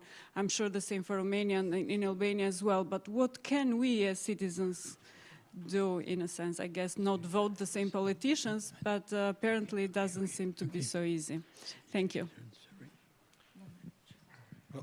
Adding to that, get the other question, please. Yeah, adding to what my colleague said, actually I was having somehow one recommendation on that, and that's why probably you may add up probably something that we can do on that.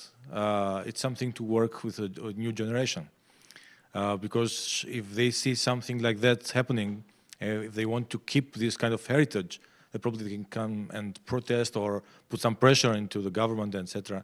But is that enough just to teach them some about the heritage and about the historical values? Or what else may be after that? Thank you. Okay. Okay, therefore let's start the first answer. But you share with them. Yes. I answer now. Yes. Okay. Alors, je suis désolée, je vais répondre en français et Oana va vous répondre en anglais ensuite. D'accord. En fait, je vais être très courte parce que je me suis posé la même question. Je ne sais pas si vous voulez traduire au fur et à mesure ou non. Vous comprenez? She asked herself the exact same question. Ok. En fait, là, la présentation allait un peu vite et je pense que c'est passé inaperçu. Mais en Roumanie, il y a par exemple un musée qui s'appelle Perestroika, qui vient du mot fenêtre et du mot perestroïka, donc c'est une fenêtre. Et dans ce musée-là, des historiens. So the presentation was maybe a little bit quick, but there is a word in Romanian that is museum, sorry, in Romanian that talk about a window, la perestroïka. Perestroïka. Et donc, dans ce musée, des historiens prennent le temps de dialoguer des heures avec les visiteurs et tout simplement ils essayent de leur expliquer. Donc, Alexandru Groza parle des vérités subjectives. Et en fait, on en est là, c'est-à-dire que chacun a sa vérité. Il faut arrêter de donner des leçons. C'est mon avis. On n'est pas là pour juger ou pour donner des leçons. On est là juste pour comprendre. Et And what is really interesting in this museum is the fact that there are people that are dedicated to explain and talk with the public about the notion of subjective truth. So try also to show that there is no one truth and that actually we can accept a lot of different definitions of truth. Ouais, merci. Oui. Non, mais c'est bon, je pense que j'ai dit ce que j'avais à dire. Oana, tu veux compléter peut-être? Hello, everyone. I'm sorry not to be there. And actually, I would just say that I think change is already happening. And this comes from the example of Rosia Montana that we showed. It was like a rebirth, like we all declare of the social civic society. And maybe if there is something that we didn't add, and maybe we should emphasize more, is the fact that nowadays in Romania there is the bottom-up movement, and that means the communities, they act. People are tired of waiting for the politicians, for the state, and I think this is an extremely, extremely important movement. This starts exactly for what we saw, the former mono-industrial towns.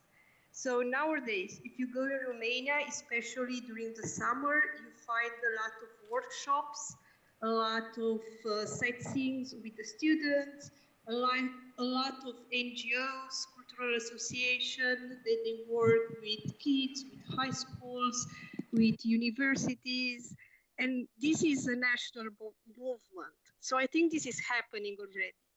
And in time, just like Rosia Montana, it happened that it pushed towards its UNESCO nomination. I think the communities will have the strength to push towards different changes. And in the end, we will see probably the light.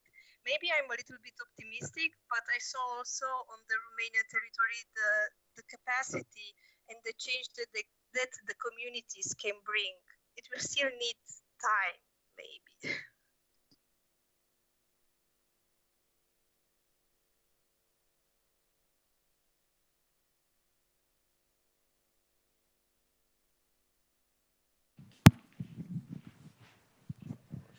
Thank you very much. The presentation was amazing, and it was very attached to the same research that I've done in my PhD before 3 years. And indeed, what I have done my last 6 years, it was too much to approach to, because it is a very sensitive topic in Albania about heritage of the communism.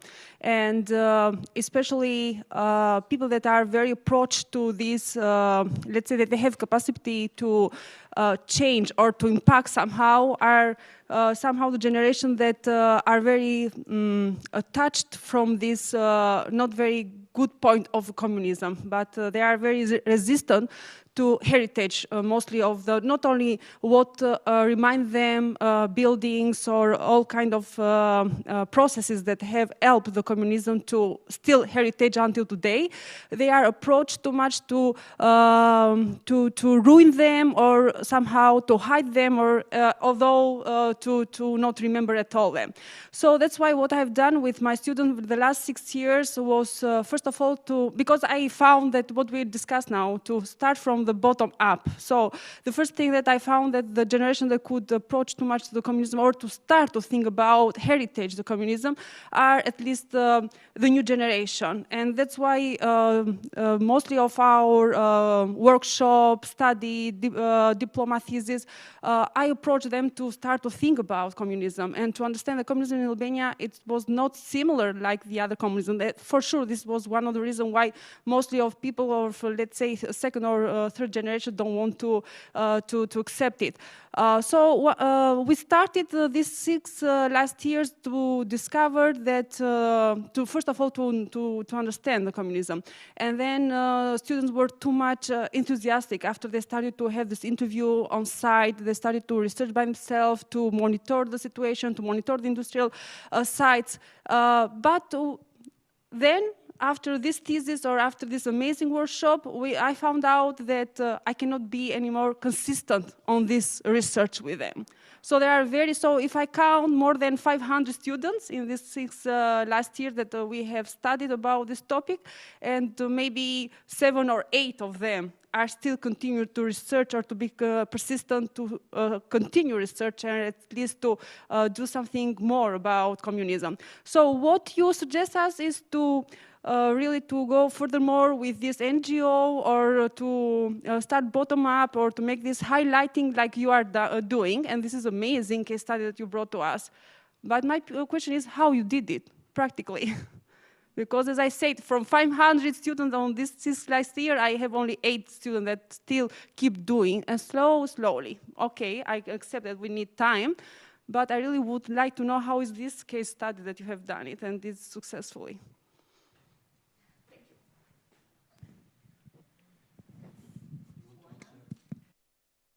Well, Rocha Montana is successful because the community raised itself, not because anyone educated them. So it started from the community itself, and it started in 2002. And specialist people accompanied them, new NGOs, and it became a national movement. And that was the first case. And it's extremely successful because there are 20 years of fight, of social fight and civic fight in that matter. What happens is also that since 2010, maybe 2013, different other NGOs saw this example, saw an example that they decided to follow. And what I can say is that persistent is one quality. You have to go back and back and back and try to convince the local administrations, because that's an extremely important actor, a stakeholder. If you don't have the local administration on your side, it's extremely difficult to do anything. And it's just like a network. One started to see that it has effect, then another, and it goes on and on like that. And people are still doing this NGO at local level. And sometimes in the moment that you see like results, not only in Rocha Montana, but there are also other examples like Petrila or even Anina, and even Stey that was presented at the beginning in the Atrium network that we are actually working now. So when the local communities see just a small result, then they start activating even more. But it's an extremely important to have time and energy not to give up. I think from my perspective, that is one of the success elements.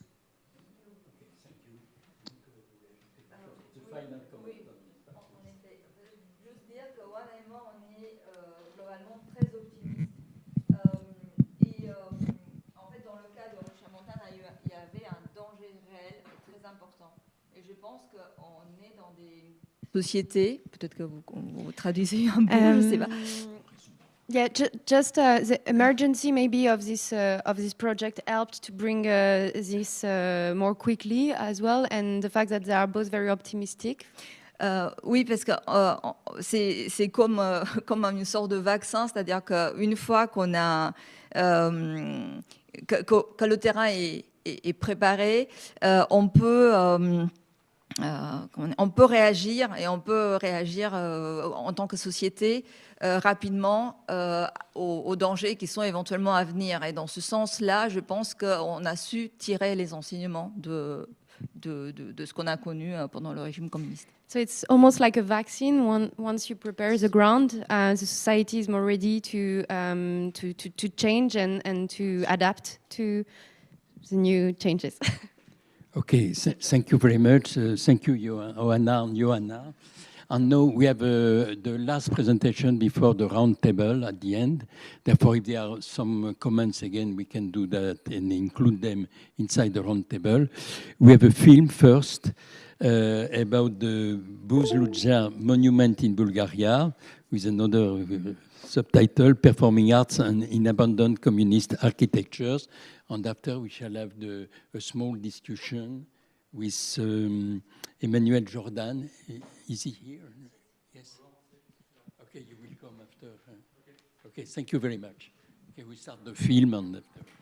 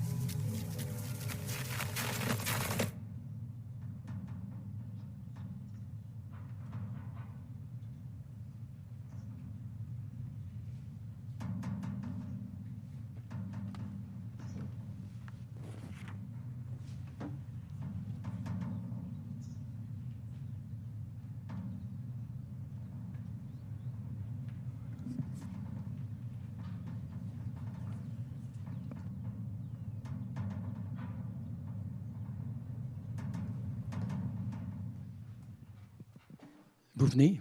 Enfin, c'est plus facile s'il y a quelques questions ou si vous voulez parler. Merci.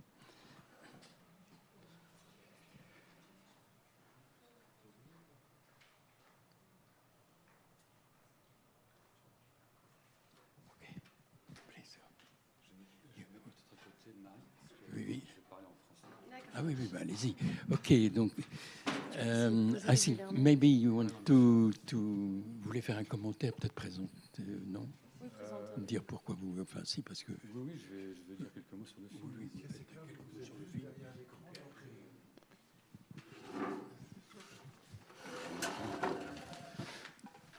Bonjour, donc merci pour l'invitation, Marie. Donc c'est un film que Romain Bijard et moi-même avons produit avec notre association PAOSA. So it's a movie that has been produced by Emmanuel Jordan and Romain, who sat there, by the association PAOSA. Et donc ce que vous voyez donc, dans le film, c'est le monument de Buzluđa qui se trouve au centre de la Bulgarie. So this is the Buzluđa, oh, that's hard. Buzluđa monument, which is located in central Bulgaria. Et donc l'idée, c'était de faire un film sur un monument abandonné depuis la chute du mur. So the idea was to shoot a movie on a monument that has been abandoned since the collapse of the USSR. Et de faire parler le monument. And to make it speak for itself. Et donc Valentina Trajanova, qui est une artiste bulgare, incarne cette voix. Oui. Oui. And so a Bulgarian artist is performing in the monument, and you can see her performing, and you can hear her as well. C'est un film qui s'inspire d'une œuvre musicale, un film musical de Adrian Maben, qui a filmé les Pink Floyd à Pompéi, donc en associant les vestiges de Pompéi avec la musique des Pink Floyd. A source of inspiration for this movie is a movie that has been shot in Pompéi with la musique des Pink Floyd en live. Ouais. With a live Pink Floyd music at the same time. Et c'est un film qui s'inspire d'un titre, une chanson de David Bowie qui s'appelle Space Oddity. And this movie on Buzluđa is inspired by a title of a David Bowie song, which is called Space Oddity. Et qui raconte l'histoire du Major Tom qui est envoyé en mission spatiale. And the story of this song is that Major Tom go in the space with his ship.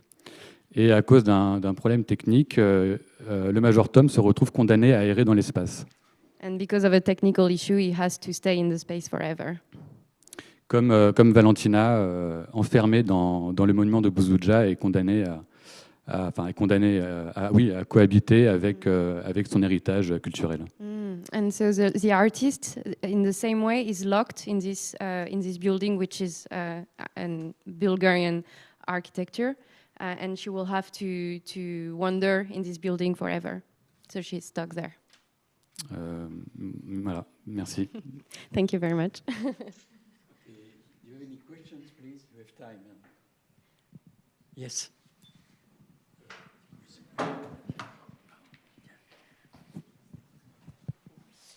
Oui, merci pour ce film. Je me demandais si, pendant votre tournage, vous avez croisé du monde, si le monument est habité, parce qu'en fait, ces monuments, enfin, ces héritages, ces restes, on va dire, du régime, sont des espaces fantastiques de liberté, au fond.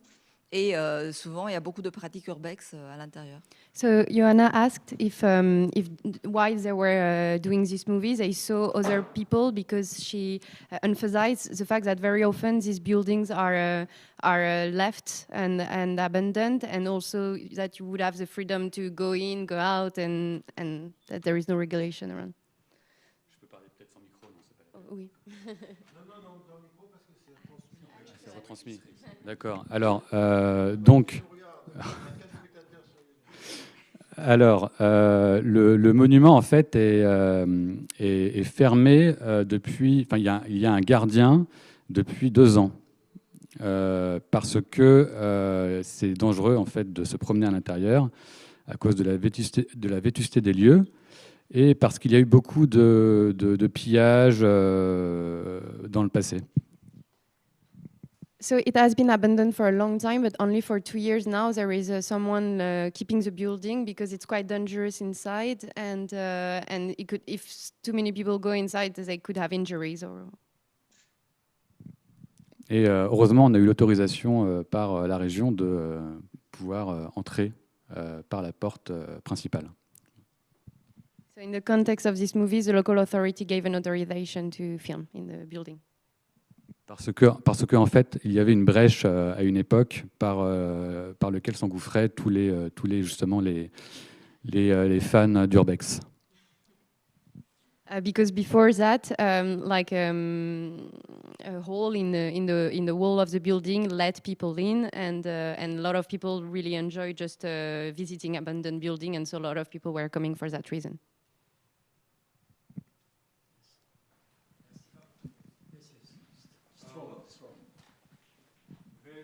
Very well performed and recorded, let's say, a movie. Really enjoyed it. Well, my idea for future work of yours, have you thought to go as well to other different similar stages or different topics, like recording one monument as such, which was destroyed, and instead of that was done an ugly building, or monument was done, let's say, very good building, or probably another case, probably such monuments which later they have been renovated, and now they are a good example to show off to the people. So people can see the difference between them.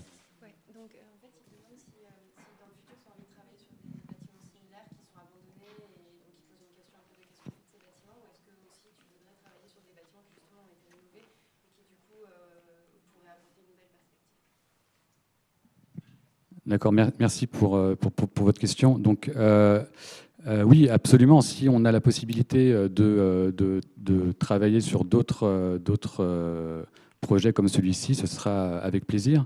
L'idée, c'est de faire résonner des lieux qui sont abandonnés. Donc, nous, ça nous intéresse beaucoup. Thank you very much for your question. And of course, in the future, if they have the opportunity to keep working on this kind of abandoned building, they would like to keep working on them because they think it's a very interesting dynamics. Et là, en fait, ce qui était plus facile pour ce projet, c'est que je suis d'origine bulgare et donc je connaissais bien les lieux et le bulgare m'a permis de pouvoir rencontrer des personnes et donc faire ce film. And so he's Bulgarian as well, and he speaks Bulgarian, and it helps a lot during this project to connect with people, and also all artists working on this project were from Bulgaria as well. What this monument represents, what was represented during the history? What is the monument about? C'est une bonne question. L'utilité de ce monument n'a jamais été très claire. Tout ce que je peux vous dire, c'est que il a été construit sur les lieux en 1891 des bases en fait, des bases du Parti socialiste qui ont été donc créées sur ce sommet. So it's a bit of a mystery. It's a conference room, the building, but it has been built on the basis of on the roots of social history in Bulgaria, as I think. And it's for them it's a starting point of communism in Bulgaria. Donc je crois que c'est un symbole. Et c'était un lieu de pèlerinage pour les communistes et pour embrigader d'autres jeunes à l'idéologie communiste. So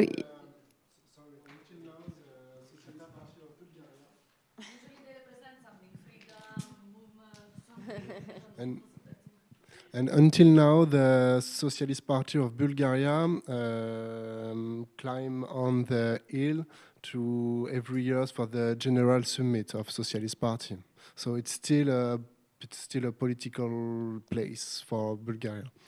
and it's also a place of pilgrimage, and it was used also for a lot of socialist propaganda, obviously, when it was built. And I think it has been barely used, actually, because it was finished to be built when the party collapsed. So, yeah. Okay, I imagine there's a whole symbolism behind the video and all. But I wanted to ask, when the film first came out, how did the public react? Did they catch the meaning behind it all, or they just were opposed to it?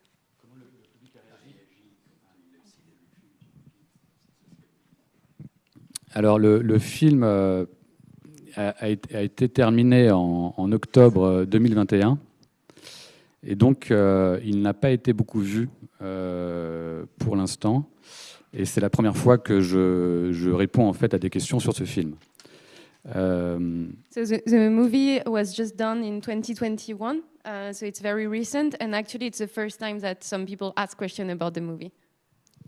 Et il avait été montré en octobre à l'occasion des 30 ans de l'Institut français de Sofia. It was shown for the 30th anniversary of the French Institute in Sofia. En présence de l'architecte du monument. And the architect of the monument was there.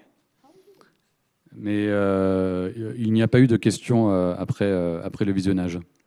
But no one asked any question. Mais alors, le film va être montré fin mai à l'occasion d'un festival de court-métrage à Vienne. Et peut-être qu'il y aura des questions suite au visionnage.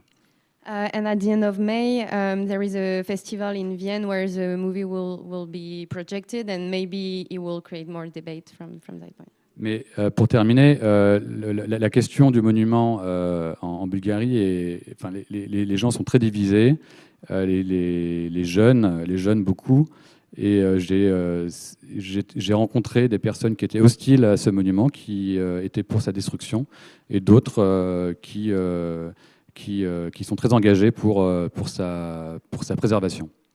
And as some concluding thoughts, the question of a communist building in Bulgaria is really divide people. And for example, on this monument, Emmanuel said that he talked to people that wanted to erase the monument and take it down. And some people really fight for restoring it and sharing its story. Merci beaucoup.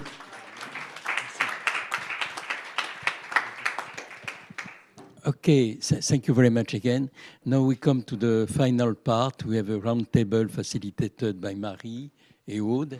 Therefore, I think they are there. Non, mettez-vous de l'autre côté de l'écran pour qu'on vous voit. Okay, I let Marie to drive.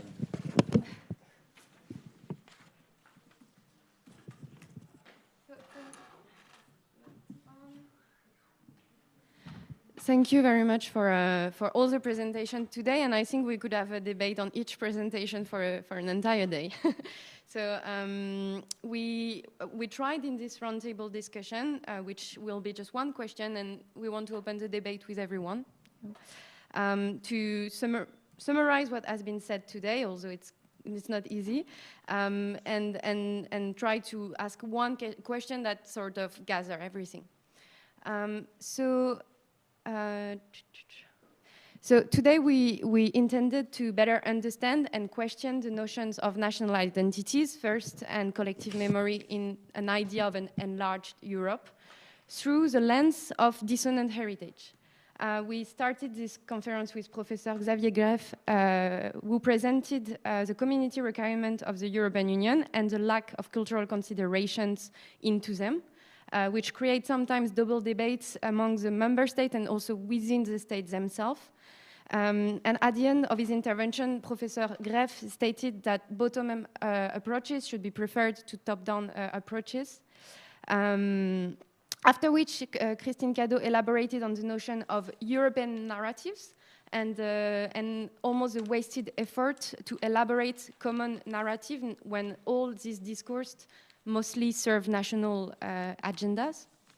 And following this conversation on collective memory and identity, Miss Sophie Blanc and Miss Laetitia Chaban broadened the conversation by presenting concrete projects in which the identity of individuals was taken into account this time, and identities coming from inside and outside the European Union.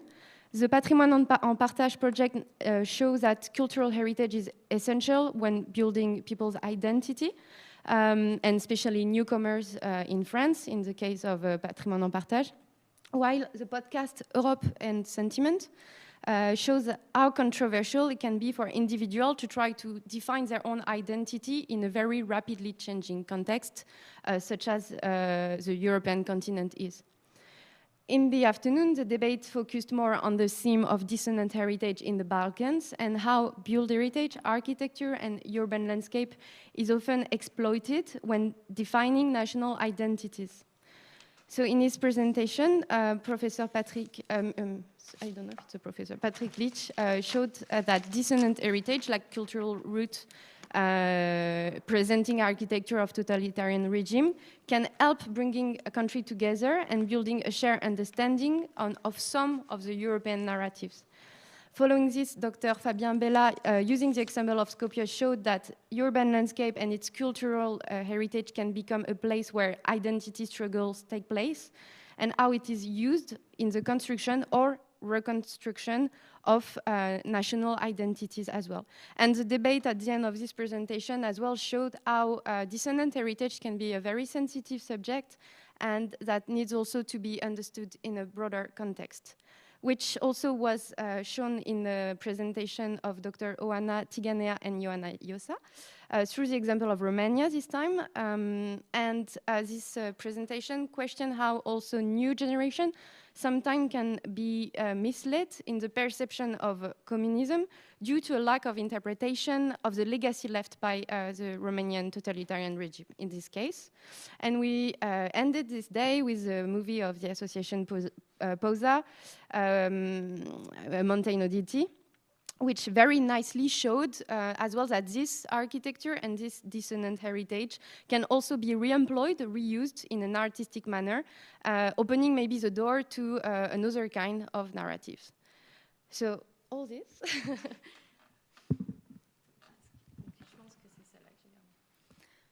Okay. Yeah. So all this led to the conclusion and the final question. It can resume everything. That will be like, can dissonant heritage be used to bring together European countries and promoting European values in the elaboration of European narrative? So it's kind of a broad question, and I think it's the moment to really dialogue about what happened this day.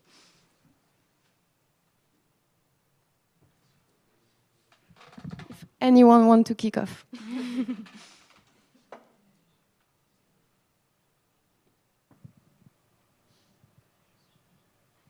will be the first one?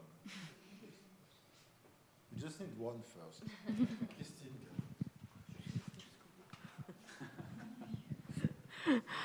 Well, maybe I will say yes to the dissonant heritage as something that can be useful as long as we don't speak about our own heritage in terms of being late or being in advance as compared to other ones. And I think the reflection you had for a few of you when reacting to a presentation, I think asking also the question just after, what can we do, or what can you do in your own country to help not to replicate something that is made by a few people, a few parties?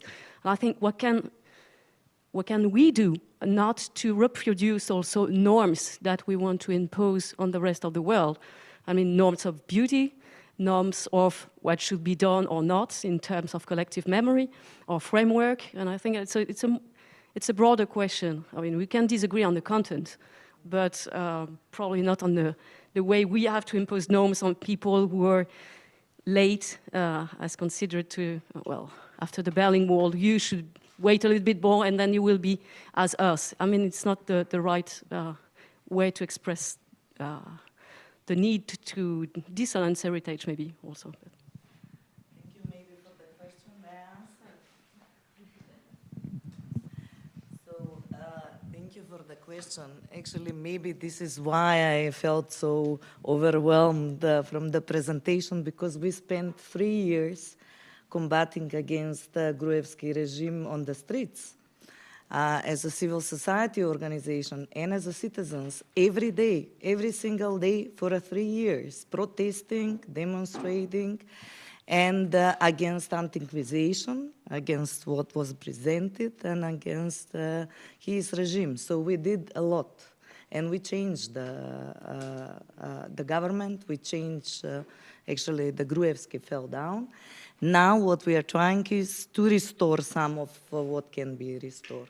But then this is why I'm saying that it is not, does not reflect the people national identity in the anti-inquisition, but it represents one group perception, and maybe in the context of the European values, everything, all this happened, all this political context happened when we were left without date for negotiation with the European Union after 7 years, promising that we will enter. And I think that here the nationalists actually, to a certain extent, also demonstrated different message to the European Union, and which we don't disagree with that as well, but it was a wider political context. And yeah, thank you. Thank you for possibility to explain maybe more in detail. Some comment from the speakers? No? I would have more a question myself to what you just said. Do you think, for example, that in the case of Skopje, which we saw that it's very controversial, do you think that this should be included in your construction of your national narrative? I'm not talking of the buildings themselves, but the history behind why this building have been done at some time, at a period of time like that? Honestly, what I think, I'm not sure whether it represents what the majority think, but I don't think that the anti-inquisition is the way that our nation should be built on, because we have quite a lot of history, and we have quite a lot of knowledge about our identity, which is linked with our Slavic roots. So this anti-inquisition was something that people were even surprised. We were surprised. My generation, at least, was surprised. I'm not sure how this reflects younger people, but now we have a bit of confusion over the identities and our roots, unfortunately, because of this. But as I'm saying, it's a quite complex situation, and people have different opinion on this. Some of the people in Macedonia, yes, they feel very much entitled to the roots of the Alexander the Great. They do. What can you do with that?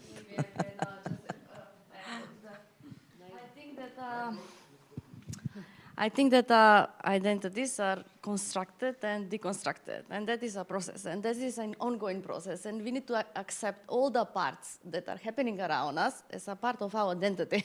So sometimes being ashamed, sometimes being proud, it's a part of your identity, and it's a part of what part of the identity you will choose as a representing, to present yourself. But about building collective identities, we cannot oversee what is happening around us, and that reflects our collective identities, and that as well is a part of the European identities where it fits because it presents all the political culture in that certain period of time, I can see. So I believe that all the, let's say, heritage need to be part of the identities and then part of the bigger identity, whatever identity is, but we cannot judge from that from current perspective. We can judge maybe over 100 years ago and use it as a political example, or use it as a place where we can learn more about how history and identities are created. So that's my opinion, I guess. Somebody else? Yeah, sure. I guess, yes, indeed, the basic of our identity should be actually based on heritage. But what is quite important is that having quite a smooth narrative on that, which means that if, for example, Albania, we think that dates like 1,000 years earlier, we don't see, for example, government working on revitalizing castles or objects or, let's say, heritages from that year, from that era. And then you have some gaps, and then you see some other, let's say, heritage. And then you have something which probably goes in distortion with that. But if we have this narrative telling the story that, yes, this is you being like 1,000 years ago, then this is you after 800 years ago, then this smooth narrative, then it makes sense. But having these gaps here and there, I think this doesn't work on having this quite well-based, let's say, identity of each of ours as community. And okay, Alexander the Great, okay, maybe a Macedonian, Greek, Albanian, have been through all this area. So yes, if somebody of one country represent himself with that, that's pretty fine. But let's have that in our embedded now these narratives. This is what will be much more healthy for our identity. Thank you.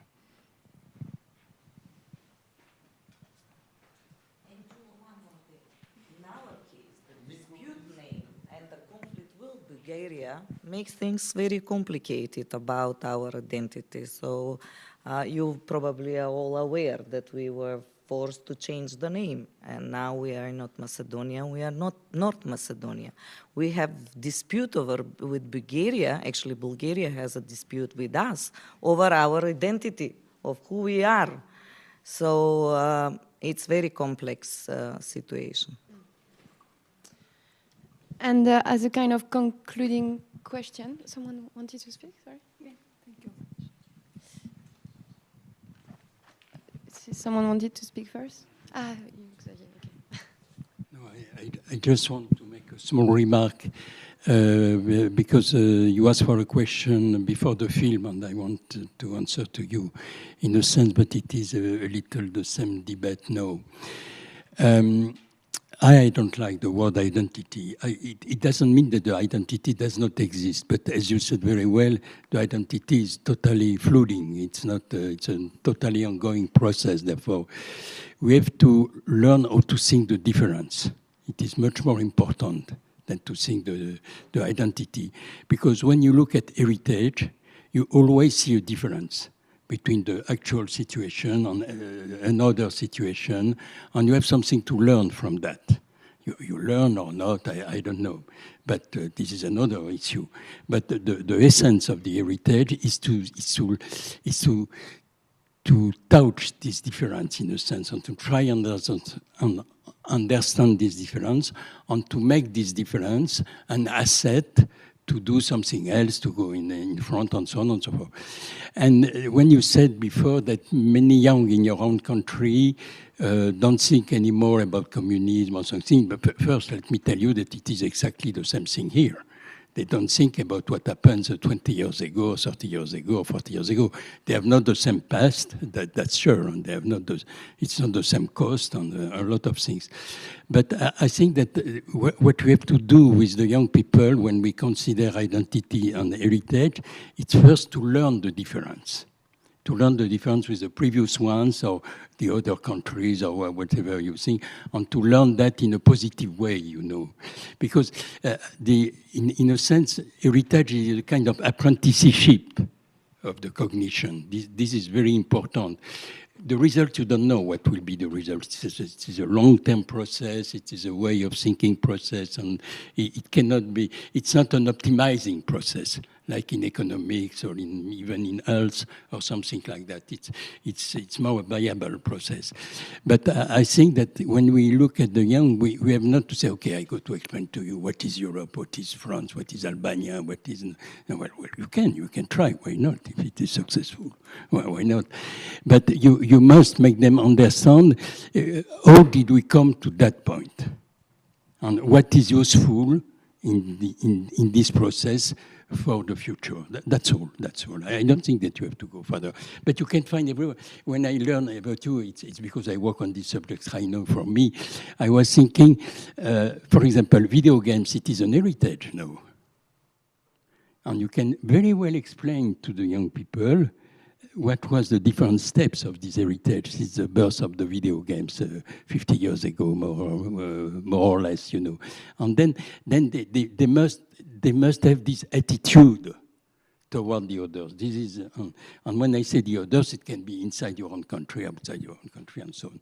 This is why the dissonant heritage, in a sense, can contribute to Europeanness as far as idealistic, and maybe for some people as stupid it can look. But why not? If there is no other question, I'll have one concluding question, thought, whatever it is. It's a shame that Patrick Lich is not here with us, because I think, in a way, the question of dissonant heritage in this context of cultural root is quite interesting, because we see here we had someone speaking of Romania, Macedonia, and every time you bring the Albanian example. So do you think that project like Atrium, so having a cultural root, trying to make connections between heritage and histories that are not the same but have similarities, can be important on the building of European narratives, which are not maybe just one linear narrative, as we saw with Christine Cadeau, that is a bit complicated, but trying to bring a transnational narrative instead of having just national narratives.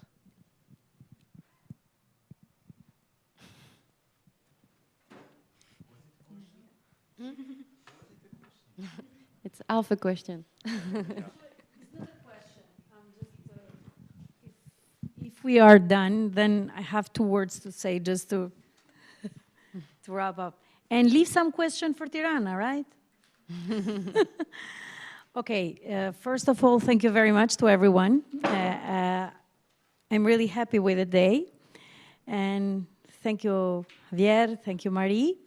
Thank you, Henry, and to all the speakers, for sure. An applause.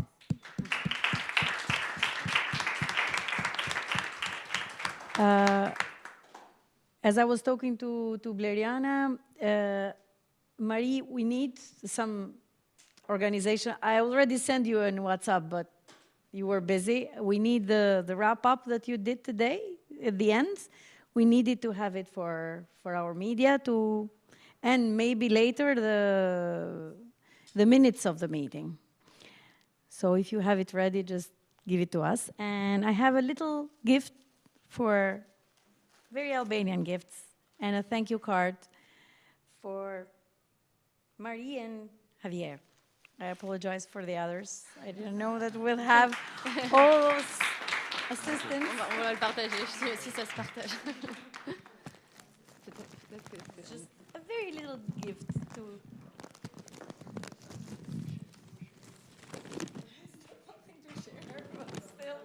Thank you very much.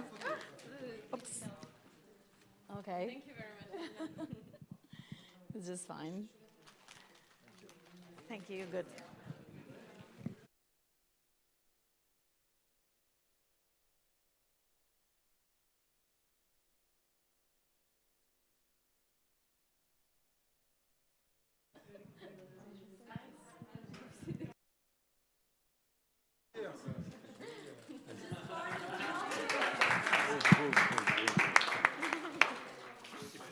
Faleminderit. It's for you. It's for you. You open for you. You open for you.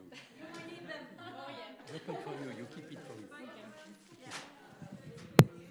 The youngest will take the other one. Yes. Take it. Ah, ben, elles changeront. Okay, we stop. On finit là. Okay, therefore, thank you very much. Yes, you want to remember for tomorrow morning, maybe. I remember to you that the guided walk will be tomorrow morning at 10. 10, it's early for a Sunday, but it is 10 anyway. Huh? In front of the restaurant La Vieilleuse, you have this on the program, if you have that. 130 boulevard de Belleville. I think it's the Metro Belleville, hein? Exactly the Metro Belleville. Hein? Therefore, it's not very difficult. And tomorrow, the line number 4 from the Metro will not run. So be careful if you have to take the tube. The line number 4 will not run on Sunday, this Sunday.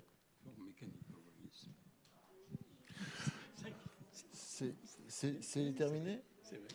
Okay, so thank you for all the participants. I will also point out the very, very good welcome we have from the school, ENSA Paris-Val de Seine. So, merci beaucoup à toute l'équipe de l'école Paris-Val de Seine de nous avoir accueillis. And that's it for me. Okay, thank you. Allez, have a good evening. Hein? Have a good evening. Thank you very much.